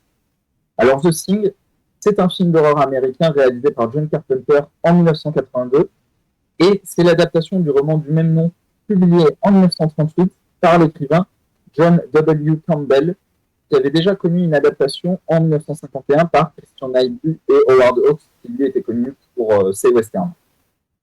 L'action se déroule en hiver 1982 au cœur de l'Antarctique, et dans ce film, on suit les 12 membres d'une station de recherche qui découvre une créature extraterrestre enfouie sous la neige depuis plus de 100 000 ans. Ça en fait du temps. Et une fois décongelée, vous vous en doutez, cette créature, elle ne va pas leur faire des bisous. Elle va tout simplement copier puis assimiler la forme de celui qu'elle veut. Et donc, ces pauvres protagonistes isolés du monde, eh bien, ils vont vite sombrer dans la peur et la paranoïa, ne sachant plus qui est contaminé et qui n'y est pas. Et un véritable combat va alors s'engager entre ces hommes et la créature. Et selon le réalisateur du film, John Carpenter, dans le documentaire Terror Takes Shape, je cite, « Dès les premières images, la fin du monde est là, c'est inévitable, on ne peut rien y faire, et ça ne vient pas de bombes, ça vient de l'intérieur. On ne peut rien y faire car ça va arriver. On peut dire que c'est une métaphore de ce que l'on veut. La maladie, le sida, peu importe, ça vient de l'intérieur. » Fin de la citation. Et même pour aller plus loin, je vais citer un autre ouvrage qui s'intitule L'œuvre de John Carpenter, Les masques du maître de l'horreur de Stéphane Boulet, page 198, une véritable bible sur le cinéma de John Carpenter, si vous êtes fan de ses films. Je cite, « Lorsque la chose attaque une proie, elle n'en prend pas le contrôle, elle le remplace. D'un point de vue strictement biologique, on ne sait pas très bien si l'individu est mort. Après tout, ce corps continue à abriter une forme de vie. En revanche, ce qui constitue intimement cet individu n'existe plus. Sa capacité d'empathie, sa personnalité, ses souvenirs, tout cela disparaît purement et simplement. À la place, on se retrouve face à un ersatz de cet individu, une coquille d'âme, une enveloppe qui possède des caractéristiques physiques extérieures identiques, mais qui n'a plus rien d'humain à l'intérieur. Ce qui intéresse Carpenter avec The Thing, c'est de montrer comment l'ensemble de notre personne peut être annihilé. » Fin de la citation. Ainsi, on peut se demander, on peut même interpréter la chose comme un nourrisson qui grandit en acquérant de nouvelles capacités physiques par ses mutations et qui contamine non seulement son environnement, mais aussi le moral des hommes dont l'humanité se retrouve réduite à néant. Et alors, le mal a envahi leur espace de recherche et va imposer en quelque sorte sa domination sur le monde entier. Et pour aller plus loin, dans le même ouvrage, page 199, Stéphane Boulet s'intéresse aux origines de la chose. Je cite, « La chose vient du fond de l'espace, sans que l'on sache vraiment d'où, et très vite, l'équipe comprend que la Terre n'est qu'une étape au cours d'un long périple génocidaire. Combien de monde la chose a-t-elle anéanti avant d'arriver chez nous? Quelles espèces vivent aux confins de l'univers? Des questions qui trouvent des réponses partielles dans les détails morphologiques de la chose. Elle porte en elle ces formes de vie extraterrestres qu'elle a absorbées, et cela suffit à comprendre toute la puissance destructrice de la chose. Vous êtes les prochains. Et le message envoyé par ce corps indescriptible. À ce titre, le monstre est à la fois moins qu'un corps, parce que celui-ci ne semble avoir aucune organisation, et plus que cela, puisqu'il est un amas de dépouilles. L'individu dépossédé de tout ce qui fait sa singularité n'est plus qu'un amas de chair et de sang. Ainsi, on peut se demander quelle est l'origine de son existence. Pourquoi tient-elle tant à contaminer la Terre? Simple instinct de survie pour elle et son espèce, ou volonté de domination totale? Fort heureusement, le protagoniste Macready, pilote d'hélicoptère interprété par Kurt Russell et le plus courageux de l'équipe, finira par purger ce mal définitivement en faisant exploser la créature à l'aide d'un bâton de dynamite. Et après cet exploit, Macready s'assoit pour regarder le bâtiment brûler. Et là, Childs, un autre de ses compagnons, réapparaît mystérieusement après avoir poursuivi un autre membre de l'expédition qui avait été contaminé. On peut alors se demander si la chose a-t-elle vraiment disparu pour de bon, puisque la fin de The Thing laisse planer le doute quant à la destruction au nom de la chose. A-t-elle contaminé Macready ou Childs, ou a-t-elle disparu pour de bon? C'est une des fins les plus discutées de l'histoire du cinéma. Et pour conclure, j'ai donné 3 exemples de naissance du mal aussi différents les uns que les autres, à savoir un esclave devenu un héros, puis l'une des plus grandes menaces de la galaxie, une revenante qui aspire l'énergie vitale des êtres vivants par le biais de pouvoirs paranormaux, et enfin une mystérieuse entité extraterrestre contaminant les humains qu'elle croise sur son chemin. Le mal tire donc sa source de nombreuses formes aussi improbables que terrifiantes, mais on pourrait citer plein d'autres exemples dont je ne parlerai pas ici, mais pourquoi pas une prochaine fois. Et comme l'exprimait J.R.R. Tolkien, écrivain, poète, philologue, essayiste et professeur d'université britannique, mondialement connu pour avoir écrit Le Seigneur des Anneaux, je cite, « La volonté du mal ruine souvent le mal ». Fin de la citation. Alors ce mal, aussi puissant est-il, il y aura toujours, fort heureusement, des êtres courageux et déterminés comme Luke Skywalker, Reiko ou Macready pour le tenir à l'écart, ou dans le meilleur des cas, le détruire. Merci pour votre attention. Oh, mais merci à toi, Martin. Merci à toi, bravo. Très très belle, très, très beau décortiquage. J'aime bien dire que tu décortiques le cinéma. Euh, Trop cool, c'est marrant. The Thing, je me suis rappelé, là, je l'ai vu. J'étais dans un. Je raconte un peu ma vie, mais ça m'a rappelé vraiment ça m'a rappelé le moment où je l'ai regardé. On était dans un voyage scolaire de théâtre à Pékin et on était dans une sorte de forêt où il y avait des bungalows en bois et on n'a rien trouvé de mieux que à genre 5 ou 6 de regarder The Thing. En plein milieu de la nuit, il n'y avait pas de lumière parce qu'on est dans la forêt. Non, Ça mais fait c'est une belle pas immersion. vrai. C'était une belle immersion, mais c'est vrai que, je sais pas, moi, le problème c'est que c'était pas sur un très grand écran, donc j'ai pas le même rapport avec l'horreur que ce film est. Mais c'est vrai que c'était... oui, Vous c'était... pouvez pas regarder camping? C'est vrai, on va retrouver Jean-Paul Rouve. En regardant les tuches ou un truc comme ça, bien sûr. C'est ce qu'il aurait fallu faire, en effet. Mais non, on a décidé, c'était Ah. l'hiver, en plus il faisait froid, donc voilà, tu vois, c'était le bon moment pour faire ça. C'est marrant dans tous les... Déjà, question, est-ce que Dorian et Lucas, vous avez vu tous les films dont tu as parlé, Martin? Non.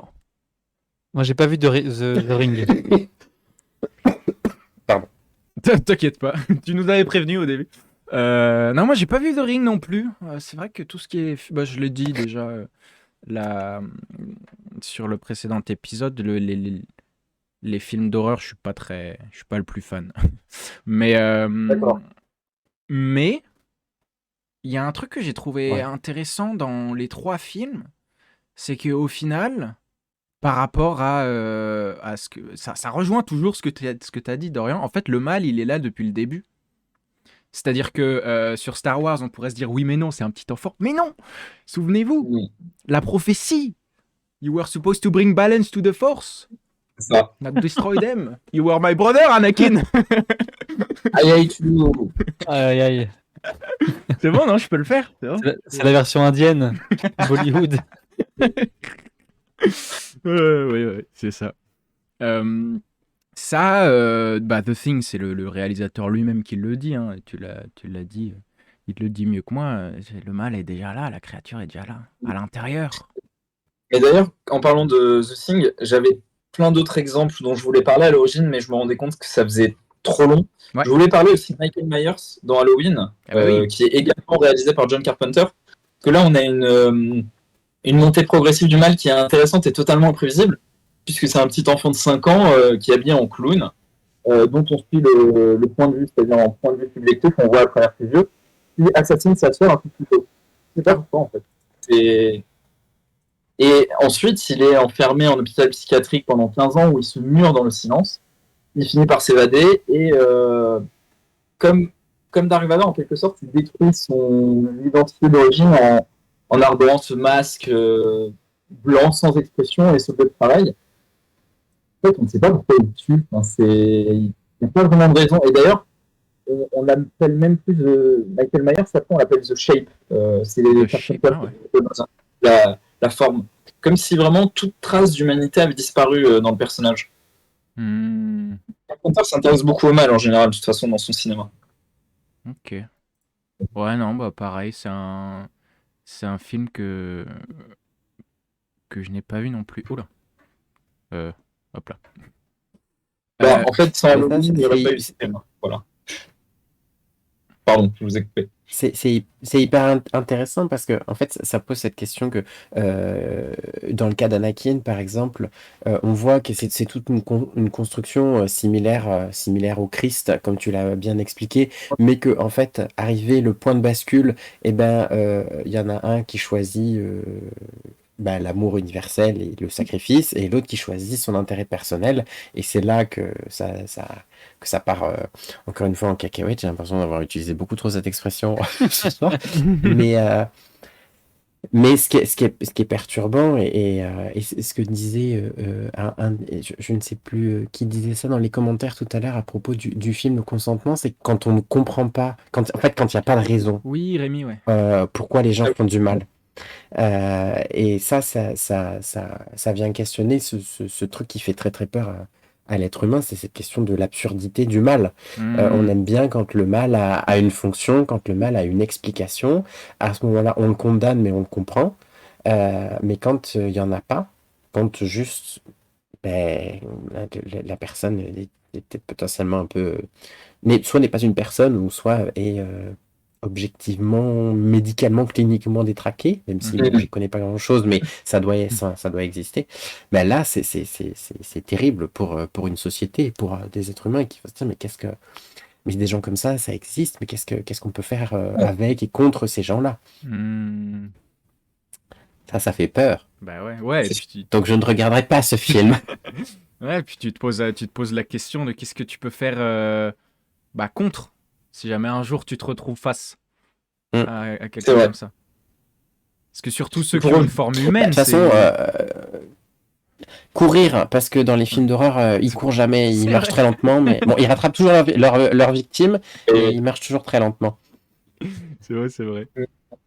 justement, par rapport aux films d'horreur, les Japonais ont une conception tout à fait différente, comme je le disais, des Américains, dans le sens où les fantômes, ça fait vraiment partie de la culture. Hmm. Ils vont pas se dire, oh là, il y a un fantôme, c'est terrifiant. Et ils vont se dire, pourquoi il apparaît à tel moment, enfin, quelle est la Oui, raison de ouais. son apparition. Mm.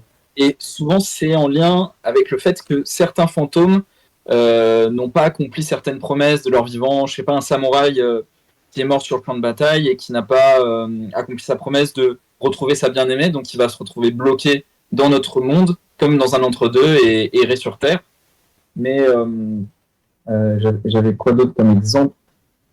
Parfois, ça reflète aussi le traumatisme de la société japonaise.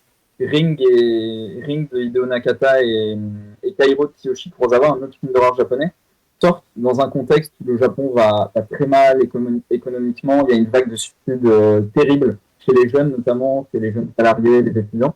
Et Hmm. ce sont ça qui reflète ça par rapport à Internet qui offre des outils de communication formidables, mais qui nous coupent de la communication réelle, je veux dire, avec les êtres humains. Ouais. Ouais, c'est vrai. Oui. C'est vrai qu'il y a ça aussi, la manière de voir dans la culture les fantômes et les monstres, etc. C'est vrai. Juste avant de passer au jeu, j'ai quand même une mini question pour toi qui est passée dans le chat, Attention. Martin. Non, là, Ouais. là c'est juste une mini question. Là, vraiment, c'est une. Dorian a posé la question, qu'est-ce que tu penses de Star Wars 7, 8, 9, mon cher Martin? Il y a eu des 7, 8, 9, je savais pas ça. Ah ouais? Ah ouais, il y a Luke, Leia et Anne qui se retrouvent, qui font une famille, c'est ça. Il y a tout l'ordre Jedi, il y a des super Ouais, méchants qui arrivent. Ouais, c'est Ah ouais. exactement ça, Ah Martin. bah, C'est ouais. exactement ça. Carrément. C'est pas Disney en plus, donc ça va. Bon. Ah, C'est parfait. ah ouais. C'est Ah parfait non, comme mais réponse. non, je pense que la séance de cinéma de Star Wars 9, ça reste un de mes plus grands fous rires. Mais vous savez, les fous rires, vous trouvez ça tellement navrant que ça vous fait rire. On n'a pas envie de rire, on n'a pas envie de rire. Et toi, Lucas, t'es un peu Star Wars ou Avec pas? Palpatine, Moi, je suis pas trop dedans, hein. Non. Moi, peut-être que je vais me prendre des pieds dans la gueule, mais j'ai vu chaque film, je les ai vus une fois, quoi. Chacun. Ouais. Donc, Ça va. j'avoue que je mélange un peu dans ma tête pas Hmm. mal de choses, ce qui est normal quand on a autant d'informations C'est énorme. Hein. C'est dans le énorme. film. Donc, je suis un peu perdu, mais je garde pas un mauvais souvenir. Enfin, je me souviens pas avoir rigolé, en tout cas, de désespoir devant le 9. Mais s'il était plus fan, peut-être C'est que parce ça serait le cas. C'est parce que... Voilà, oui, je pense que c'est ça. Ouais. Voilà. Ouais, c'était quelque chose. Hein. C'était. Et c'est Ah, je repense totalement- à la. Ah ouais. Rien ne va. Le rien truc ne- avec Finn et la fille là dans le vaisseau. Allez. Oh, Le jeu. Le jeu. Mais oui, c'est vrai que c'est déjà plus que certains qui n'ont pas vu du tout Star Wars. Donc, on n'est pas obligé de voir des films, hein, tu vois.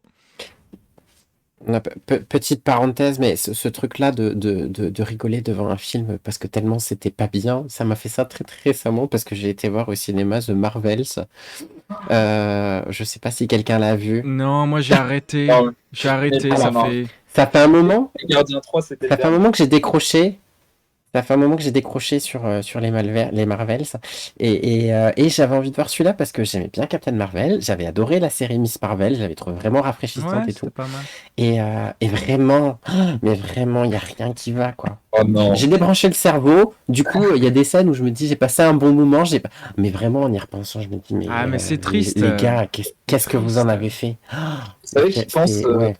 ils pensent à faire revenir l'ancienne équipe tellement ça marche pas. Enfin, Ouais, j'ai vu ça. c'est un aveu d'échec total. Quoi. Ouais. C'est C'est un vrai échec. C'est tellement tout dommage et triste. Ils ont tout détruit. Moi, j'espère simplement que DC va revenir en force et tout exploser. D'ailleurs, avec le Joker 2, là.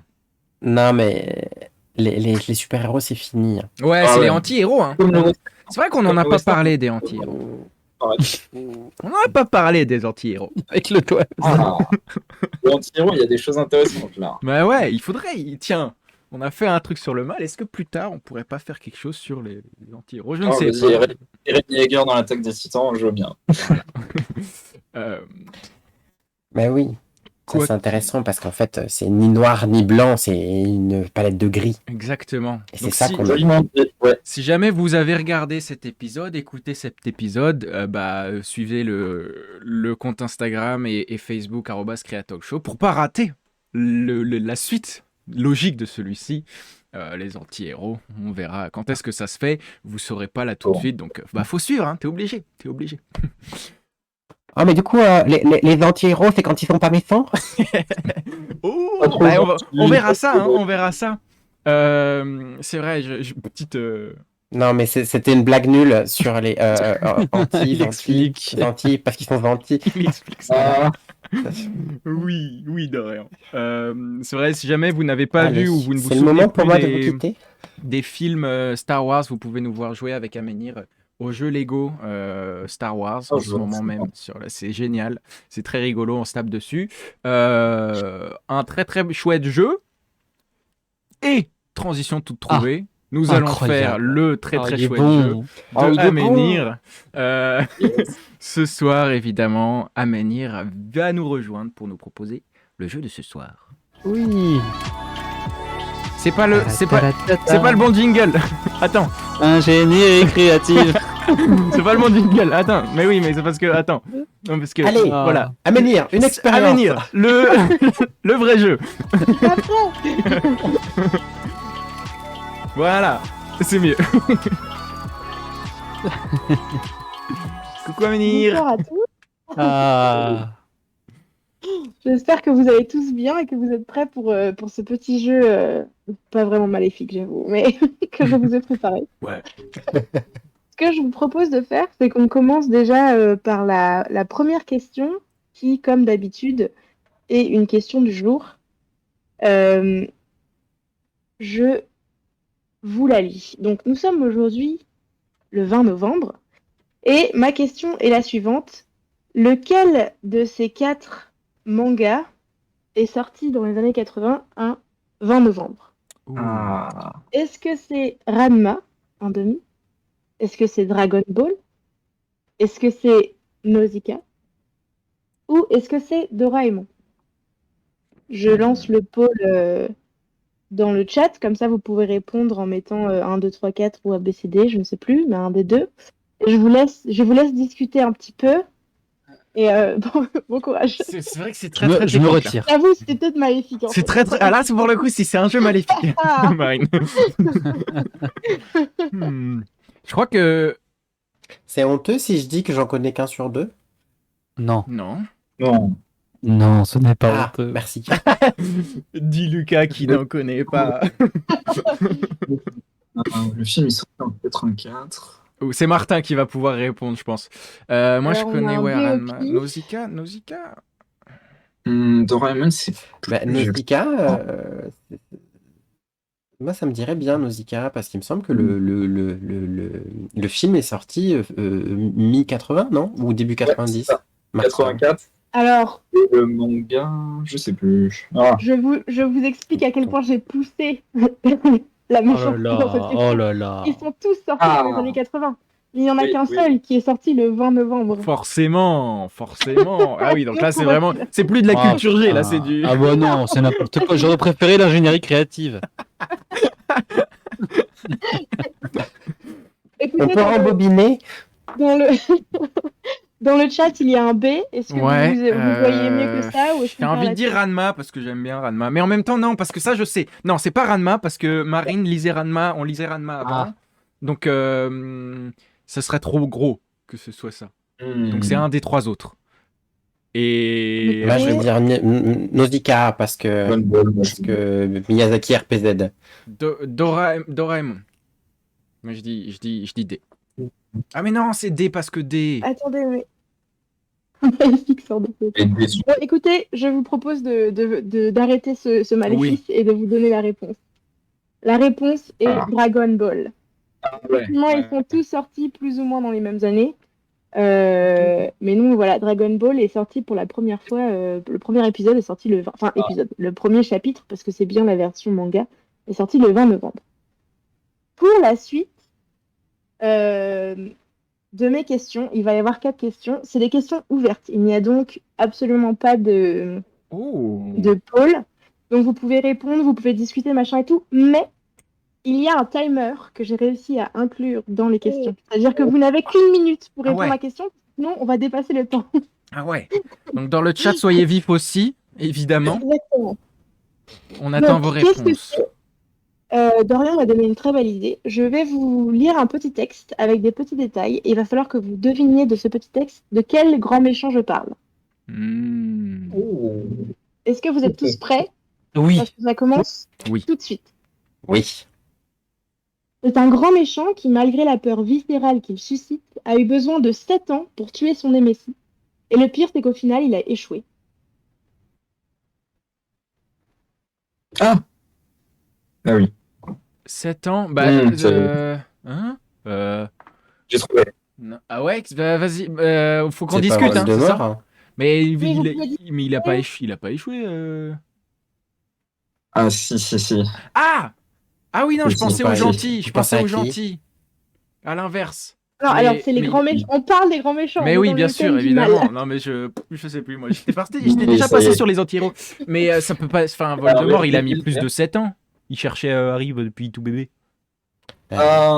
Normalement, c'est Il a essayé de 17 tuer ans.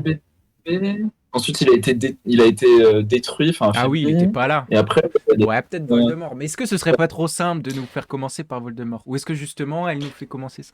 Oh là là. Non, moi je dirais Voldemort, parce que de toute façon on a allez, plus le temps. Allons là.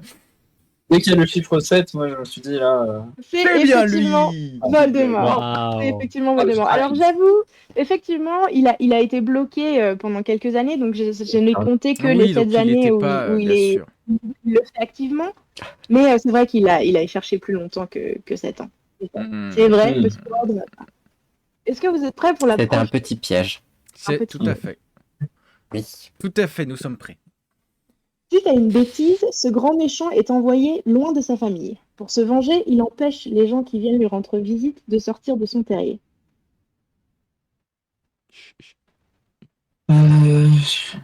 Bêtise, c'est machin. Alors, je sais pas pourquoi, mais j'ai pensé à Shrek, mais c'est pas Shrek. Parce que c'est pas un méchant. quoi. Alors là. Terrier. Non, c'est pas un terrier, c'est un marais. Ouais. Un terrier, ça veut dire que c'est un lapin. Mmh. C'est un loup. Un loup qui a fait une bêtise. N'hésitez pas à réfléchir avec nous dans le chat si jamais vous avez des idées, parce que là, on est un peu. Lucas, est-ce que t'as une idée? Absolument pas. Pilote, il me perd avec ses loups et Oh là ses chiens, là. Ses lapins. Est-ce que vous voulez un indice? Il reste un Oui, peu. bien sûr, oui. C'est de la Oui. mythologie. Oh, voilà. Ah, c'est à toi, Dorian. Ou Martin. Attends, En tout cas, non, on s'en va. C'est pas le Hadès? Il a été méchant et ils l'ont mis dans un terrier Ah. des enfers. Non, il non, est je pas sais méchant, pas, en fait. justement. C'est bien. Ah non, il J'en est sais pas. rien du tout. Chronos. Ah, c'est Hades, ouais. Alors, D'accord. est-ce que c'est un méchant ou pas? Ça dépend de comment est-ce qu'il est représenté, mais c'est vrai que c'est pas vraiment. C'est c'est pas peut-être le plus complexe gentil que ça. du. Ouais. Dorian, je te laisse expliquer. Alors, Marine, va falloir qu'on discute là, parce que moi je suis pas tout à fait d'accord avec la formulation de la question. J'ai réussi Attends, à lire. C'est quoi que tu nous as dit? Est-ce que tu peux remettre la question, J'ai mis suite à une le bêtise, texte? mais suite à une bêtise. Attends, est-ce que j'arrive? Il a pas fait de bêtises, Hadès. En fait, c'est juste que quand ils sont, une fois que je crois que c'est après, le Zeus qui sauve ses frères et sœurs et qui les fait régurgiter à son père Chronos, pardon, à Chronos, les trois frères donc principaux qui sont Zeus, Hadès et Poséidon se séparent le monde. Zeus prend la partie supérieure, donc les cieux, la partie divine. Poséidon prend la partie intermédiaire, c'est-à-dire la mer et la terre. Et Hadès se retrouve avec, vu que je ne sais plus si c'est le plus petit des trois ou quoi, il se retrouve avec le sous-sol. Et c'est pour ça qu'il vient de des enfers. Il ne me semble pas que ce soit une punition. Tu sais ce que je viens de réaliser, c'est que je pense que ma source, ça vient de... J'ai regardé il y a pas très longtemps, j'ai regardé Once Upon a Time, et dans cette version-là, Hadès est envoyé parce qu'il a fait un truc à Zeus. Et Zeus, il est en mode je t'aime pas, va-t'en. Bah, Du dans coup, c'est ces un peu cas-là, une punition. techniquement, la Dans la question mytho- est Ouais. bonne. C'est le grand méchant de De Once Once Upon a Upon Time. a Time. Du coup, j'ai mal choisi mon image. Voilà. Mais j'avoue que j'aurais pu vérifier un petit Ah. peu. Je suis partie de Eh, ce on que a je quand même eu connaissais, bon, hein. mais vous avez eu bon. Bravo. Oui, c'est le seul nom qu'on a dit, donc. Bah, c'est cette expression de terrier qui m'a perdu. Mais ça, c'est Vraiment, je voyais ça, un c'est lapin, moi, Marine. j'étais là, il y a des lapins méchants. Ça, c'est Marine, hein, tu vois, il faut rentrer dans la manière de D'accord. réfléchir et hop. Donc on a même des pièges dans la formulation. bah un petit oui. peu, attends. Le thème. Ah, Alors, C'est ça, méchant. Bic. numéro 3. Ah. Ce méchant-là peut paraître inoffensif avec son petit cahier et sa coupe à la Bieber, mais Ah, prenez bah oui. garde, il contrôle finalement une créature vengeresse et n'hésitera pas à la lancer sur vous. Ah. Avec son petit cahier. Ça, Et c'est Attendez, dans je crois que Death tout Note. le monde. Je Lucas, crois que Je sais plus comment il s'appelle. tu vois pas, Lucas? Oui. Mais non, mais je me sens nul. C'est un manga, ça aussi. Maintenant, je suis en train de douter de toutes mes questions. Si. et toutes mes Moi, réponses, pour là. le coup, j'ai pas vu, j'ai pas lu, mais je Non. vois. Oui. Ouais. Coupe à la Bieber. Mais Mais c'est totalement une coupe à la c'est vrai. Je sais plus son Comment nom. il s'appelle déjà Il faut donner le nom ou... Elle, c'est l'enquêteur. Hein. Ah, c'est Light Yagami alors. Ah, c'est Light, du coup, oui. Raito, aussi connu sous le nom de Kira. Dans Eh bien- Death Note. Dans Death Jessica. Ah. Effectivement. Ah. Le petit Ah, cahier. mais J'étais à 2 petits cahiers, mais c'est trop Ah. drôle, le petit cahier de notes. Et Ryo, Ah, mais oui, c'est la mort. c'est Mais vraiment il a Justin coupe à la Bieber. Bieber, je suis désolée. Mais totalement. Ah, mais complètement. Un chip qui mange, comme il le dit. Death On va Note qui a bientôt eu l'arrêter. droit à son adaptation. Ah non. hein, On parle pas. voilà. Il a pas la coupe à la Bieber dans le film. Ah, quelle horreur ce film, mon dieu. Ils ont massacré Ed. Ah, Ryu qui était pas Ils mal. ont choisi lui. Et Willem Dafoe. Ouais. On me demande si c'est un méchant. Oui, c'est effectivement un méchant parce que sur le carnet, est-ce que ça spoil? Non, c'est le prémisse du. Non, Quand c'est tu écrit écris le nom dessus, quoi. de quelqu'un sur le carnet, en fait, Oh, cette je l'ai, personne décède. Voilà, donc en gros, quand il est pas content avec quelqu'un, il écrit le nom et puis le Ah bah monstre voilà. qui est ici. Hop. T'écris pas en dedans, Martin. T'écris pas dedans. Qu'est-ce que c'est t'écris quoi là-dedans? Attention, hein. Il y a déjà des noms en plus, je crois. Mais non écrit par Light, non, pas moins, je vous rassure. Hmm. Light est déjà passé par là. Et après on disait que c'était qu'on était des gentils au début du live. Ouais, j'avoue. Alors, On a cité deux, trois grands méchants un peu globaux tout à l'heure, si jamais tu veux noter C'est vrai. dans ton petit carnet. Avec grand plaisir. Ouais, c'est vrai. donc passons à la dernière question. Le dernier méchant est un homme qui, dans un petit cabinet de son appartement, possède une collection qui fait froid dans le dos. C'est d'ailleurs cette collection qui le mènera à sa perte. Ouh. Ah, Lucas qui enfin. le clutch. C'est pas le mec du Silence des agneaux? Mais c'est Hannibal Bill. Lecter dans Le Silence des Agneaux. Qu'est-ce que Ah, mais oui, Il mais a une il collection. coince un autre gars, il collectionne les papillons, c'est pour ça. Oui, c'est Buffalo Bill, ouais. C'est son surnom dans mon souvenir. Est-ce que Mais elle aurait peut-être pas mis ça comme grand méchant. Avec ses lunettes infrarouges, là. Est-ce que le chat a une idée ou pas? Parce que c'est vrai que là, C'est lui, hein. Un méchant éternel. Une Un petit collection. cabinet de son appartement. Une collection qui fait froid dans le dos. Il y a une histoire de genre, il collectionne les glaces ou un truc comme ça. Il habite une maison d'ailleurs, je crois. Surprise. C'est Mister Freeze. J'essaye du coup de rentrer dans ma logique de connexion avec Marine, mais je suis pas sûr. Hein. C'est pas Frankenstein, enfin le docteur Victor Frankenstein qui collectionne des bouts d'êtres humains. Ouh, Ah ouais. Mais c'est votre ultime bafouille parce que le timer est parti. Non. Du coup. le timer Ah. est parti. Ouais, bah j'ai rien d'autre. Allez. Pour revoir le time. C'est Barbe Bleue. Barbe bleue. Oh. Alors, est-ce qu'il est Bien collectionnel? sûr. On ne sait pas, mais il met quand même ses épouses Mais oui, dans un cabinet après C'est les pas un hommes. petit. Il a un grand manoir, c'est pas un petit appartement. Je suis trop kéblo moi sur la formulation. il est parti en. Non, mais dans ses Ouais, appartements, ouais. j'aurais pu mettre dans ses appartements. Ses appartements, c'est vrai. Donc non, c'est vrai, il collectionne pas des boules de glace.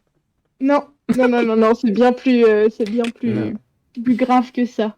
Ouais. Et c'était la fin du créa-jeu. Je vous remercie Merci. d'avoir deviné, Merci, malgré Marine, mes c'est trop bien. fausses formulations. Mais non. Non, mais c'est des pièges, hein, et on est tombé Oui, dedans c'est comme vrai. des Ce sont des pièges. bleus. Et ouais. Ouais. Et bah trop bien, merci beaucoup Marine. Avec Comme avec quoi, grand plaisir. On remercie Bien. aussi Dorian parce que je le séchais beaucoup sur qu'est-ce que j'allais pouvoir bien faire Merci Dorian. comme, c'est vrai, comme c'était un jeu. Et c'était une très très bonne idée. très beau jeu, merci beaucoup. Je vous propose qu'on passe à la dernière petite séquence du live. Comme à notre habitude, on aime bien faire des petites recommandations pour les gens qui nous regardent, qui nous écoutent et voilà. C'est tout ce qu'on peut faire. Dorian, est-ce que tu veux nous proposer quelque chose que tu as soit découvert récemment ou apprécié récemment ou il y a longtemps? Oui, je vais vous parler très vite de 3 choses. Il y a 2 films qui sont en ce moment au cinéma que je vous recommande grandement et je vais avoir 2 spéciales dédicaces à Martin dans ces recos. Le garçon et le héron, à voir 1000 fois. J'ai passé un super moment. L'animation est sublime. Je serai hanté à jamais par l'animation de l'incendie du début, qui est absolument magnifique. Donc voilà, je recommande. Je recommande aussi, ce qui m'a beaucoup surpris, La Passion de Dodin Bouffant, qui est un film qui parle de bouffe. Je peux comprendre qu'on n'aime pas du tout, parce que vraiment, c'est un film où sur 2h15 de film, on passe 1h30 à juste les regarder cuisiner. Mais alors moi, j'avais vraiment des étincelles dans les yeux. Il se passe rien, ça parle pratiquement pas, il n'y a pas de musique, mais c'est juste très très beau. Et alors, Juliette Binoche joue mais tellement bien. Donc voilà, je peux comprendre qu'on n'aime pas, mais je vous le recommande. Et je vous recommande aussi ça, que j'ai trouvé en librairie, qui est sorti il n'y a pas très longtemps. En fait, c'est le seul manga, enfin roman graphique qu'a fait Miyazaki, qui est un peu inspiré d'une légende tibétaine. Et qu'il a inspiré lui pour notamment Mononoke, mais pas que. Et c'est très très beau. C'est très très beau. Les dessins sont assez intéressants et tout. Et c'est la première fois. Alors, il est sorti dans les années 80, je crois, en France, justement, au Japon. Mais c'est la première fois qu'il est traduit et édité en français. Donc voilà, je vous recommande Le Voyage de Shuna de Hayao Miyazaki. Trop bien. Je savais pas qu'il avait fait un... Je savais pas non plus. Ouais. Oui. Trop cool. Trop bien. Voilà. Donc dans le côté, enfin ça va te plaire, Augustin, parce que dans l'esthétique, il y a un truc un peu post-apo, mais en même temps rétro-futuriste. Martin, tu le connais? J'en ai entendu parler, j'ai prévu de le lire bientôt, ouais. Alright. Et bah, En plus, ça va partir aussi, hein. honnêtement. Comme tout ce qui se passe dans les recos de Créatalk. Martin, est-ce que tu as une petite reco?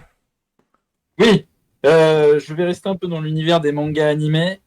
Là, dernièrement, j'ai terminé enfin l'Attaque des Titans, qui est sorti en plusieurs morceaux pour la saison finale. On nous a fait 50 sous-parties, c'était qu'on n'allait jamais en venir au bout.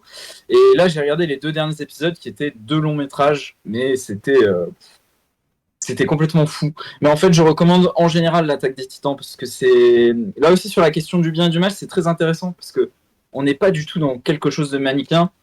Pour contextualiser pour celles et ceux qui ne connaîtraient pas, ça se passe dans un univers, je dirais steampunk, où l'humanité est obligée de s'abriter derrière des murs immenses puisqu'ils sont envahis par les Titans, qui sont des créatures colossales qui dévorent les humains. Donc voilà, ils sont obligés de se protéger. Et le personnage principal, Eren, va vouloir explorer le monde pour connaître l'origine des Titans en partie et sauver le monde. Voilà. J'en dis pas plus parce que c'est énorme. Ça brasse tellement de thématiques politiques, philosophiques. C'est énorme. Vraiment, c'est énorme. Ouais, c'est un Et gros. il y a des très C'est un gros. C'est un monument cette œuvre. C'est vrai que c'est un monument, ouais, on peut le dire. Tout à fait. Faisons dans l'ordre comme ça. Lucas, est-ce que tu as quelque chose à nous proposer ce soir? Bien sûr, Star Wars 9. Oh Ce serait trop drôle que j'ai préparé un truc sur ça. Oui, c'est vrai. Non, je vous parle d'une BD, puisque la dernière fois je vous ai parlé d'une BD aussi. Je ressors une BD. Ça s'appelle La cage au con. Ouh, T'as toujours des titres incroyables. Et oui, ça me plaît. La cage au con. Alors c'est un roman graphique qui est adapté d'un livre qui s'appelle Le Jardin du Bossu. Donc si on n'aime pas trop les BD, on peut partir aussi sur ce livre-là. C'est la même histoire. C'est l'histoire d'un pauvre type qui est sans argent et qui décide d'aller braquer la maison d'un gars qui a de l'argent. Sauf que il se fait prendre dans cette maison et le propriétaire de la maison décide de le séquestrer. C'est très drôle, c'est noir, ça reste un thriller, donc on le voit, c'est en noir et blanc. C'est très cinématographique, la manière dont c'est raconté, dont c'est découpé. Et ça m'étonne même qu'il n'y ait pas encore eu une adaptation cinéma. Et c'est trop bien. Et puis, il y a un twist, rien que pour ça, c'est tellement rare. Un truc qui coche toutes les cases comme ça, que je le conseille fortement. ouh, donc à découvrir nous-mêmes, quoi. Oui, Ouh, bien sûr. trop bien. Eh ben merci. Merci beaucoup. Une nouvelle BD. Aménir, qu'est-ce que tu as pour Je nous? crois Moi, à Tu chaque fois, sais de quoi- je suis en mode, est-ce que ça va être un livre? Est-ce que ça va être... Eh, ça va être un livre, en effet. Alors, j'avoue que je ne connais pas le titre en français, mais c'est The Ballad of Songbirds and Snakes, qui est un prequel. D'ailleurs, je ne sais pas s'il y a un mot qui existe en français. Je ne connais que le mot préquel. Mais donc, l'histoire se passe avant la trilogie des Hunger Games.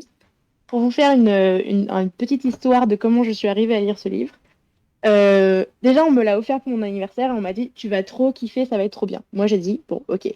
Cette semaine, il y a le livre, l'adaptation qui est sortie et bah, je ne l'ai pas encore vu parce que je viens juste de terminer le livre. Mais cette pote qui m'a offert le livre m'a dit il faut que tu lises le livre et on va voir le film ensemble. Alors, de nouveau, j'ai dit ok. Sachant que moi, les Hunger Games, j'avais vu les films et je les avais bien aimés, mais j'avais jamais lu les livres. Et là, je me suis dit quitte à lire le préquel, autant aussi lire la trilogie. Alors, j'ai adoré la trilogie, qui est beaucoup plus dans l'action. Il y a plein de choses qui se passent. C'est les Hunger Games, donc pour ceux qui ne connaissent pas l'histoire, en gros, il y a eu une guerre, et puis ceux qui ont gagné, qui s'appelle le Capitole, ils veulent continuer à être dans cet état de guerre en faisant ce qui s'appelle les Hunger Games. Donc, en gros, c'est une sorte de... C'est un peu comme les combats de gladiateurs. Ils foutent 24 enfants dans une arène et de chaque district, parce qu'il y a 12 districts. Et c'est un combat jusqu'au dernier survivant. Donc le principe est un peu glauque. Mais ce qui est très intéressant dans celui-là, c'est qu'on suit en fait le président qui est président pendant les Hunger Games. Et donc dans sa jeunesse, comment est-ce qu'il en est arrivé là, etc. Et autant la trilogie des Hunger Games, c'est beaucoup dans l'action, c'est vraiment... Les films sont adaptés exactement parce qu'en fait, on est dans l'action en permanence dans la tête de Katniss, la personnage principale, mais on est tout le temps dans l'action, qu'est-ce qui se passe, comment ça va se passer, etc. Enfin, vraiment juste, ça se passe, ça se passe, ça se passe. Alors que là, lui, il est beaucoup plus dans la stratégie, il est beaucoup plus dans sa tête, et en fait, on voit les choses complètement différemment parce que même si les deux, ils font en sorte de s'en sortir dans différentes circonstances, il y a Katniss qui est vraiment dans l'action, je fais et je réfléchis après, et lui, il est tout le temps en train de réfléchir, en fait. Tout le temps, tout le temps, tout le temps, et c'est fascinant d'être dans la tête d'un méchant. J'avais même pas remarqué, mais c'est très, très approprié pour le thème. Waouh. Voilà, voilà. Elle est trop Ah, par contre, juste petit trigger warning. Pour toutes les personnes qui ont une phobie, mais une phobie des serpents, faites attention. Déjà, serpent est dans le titre, mais C'est vrai. c'est très présent. Très, Ah très, ouais. très présent. Voilà. Je préviens Autant, juste. Ok. Voilà. Ok. Et bah, trop bien, merci beaucoup. Moi, j'ai une petite reco, j'en avais pas la dernière fois, j'ai une petite reco cette fois. J'ai traîné un petit peu comme je fais sur Instagram et je perds beaucoup de temps dessus, malheureusement. Mais cette fois-ci, j'ai perdu du temps pour trouver quelque chose d'assez exceptionnel. C'est tout simplement un court-métrage. J'aime bien pouvoir proposer un peu des courts-métrages, ça change un peu juste des films, des livres. Un court-métrage qui s'appelle Nothing Except Everything. Je vous montre tout de suite hop, le visuel. Alors, je vais vous demander, tiens, on va faire un petit jeu. Tous les quatre, je vais vous demander, et même dans le chat, vous pouvez participer, de penser à un chiffre entre 1 et 10. Lequel est-ce que vous choisissez? Juste dites-moi, lequel est-ce que... 9. 9, Oh, moi aussi, 9. 9, Incroyable. 8, 8. Martin, 7. 7. Ok, bon alors, son truc, dans le chat, vous pouvez évidemment nous dire ce que vous avez décidé. Ça tue un peu toute l'ouverture du court-métrage, mais en fait, pour vous expliquer, ce court-métrage, Nothing Except Everything, c'est comme ça qu'il ouvre ce film. C'est choisis un chiffre entre 1 et 7. Sache que d'après une étude, une personne sur 3 va choisir le chiffre 7. Et en fait,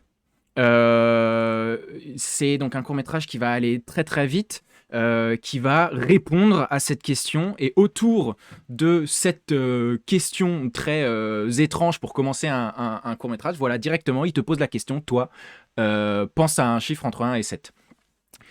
Ce petit personnage que vous avez peut-être reconnu comme étant Bruce Wayne dans la série Gotham, en effet, c'est David Mazouz, qui est plus ou moins Batman pour certains.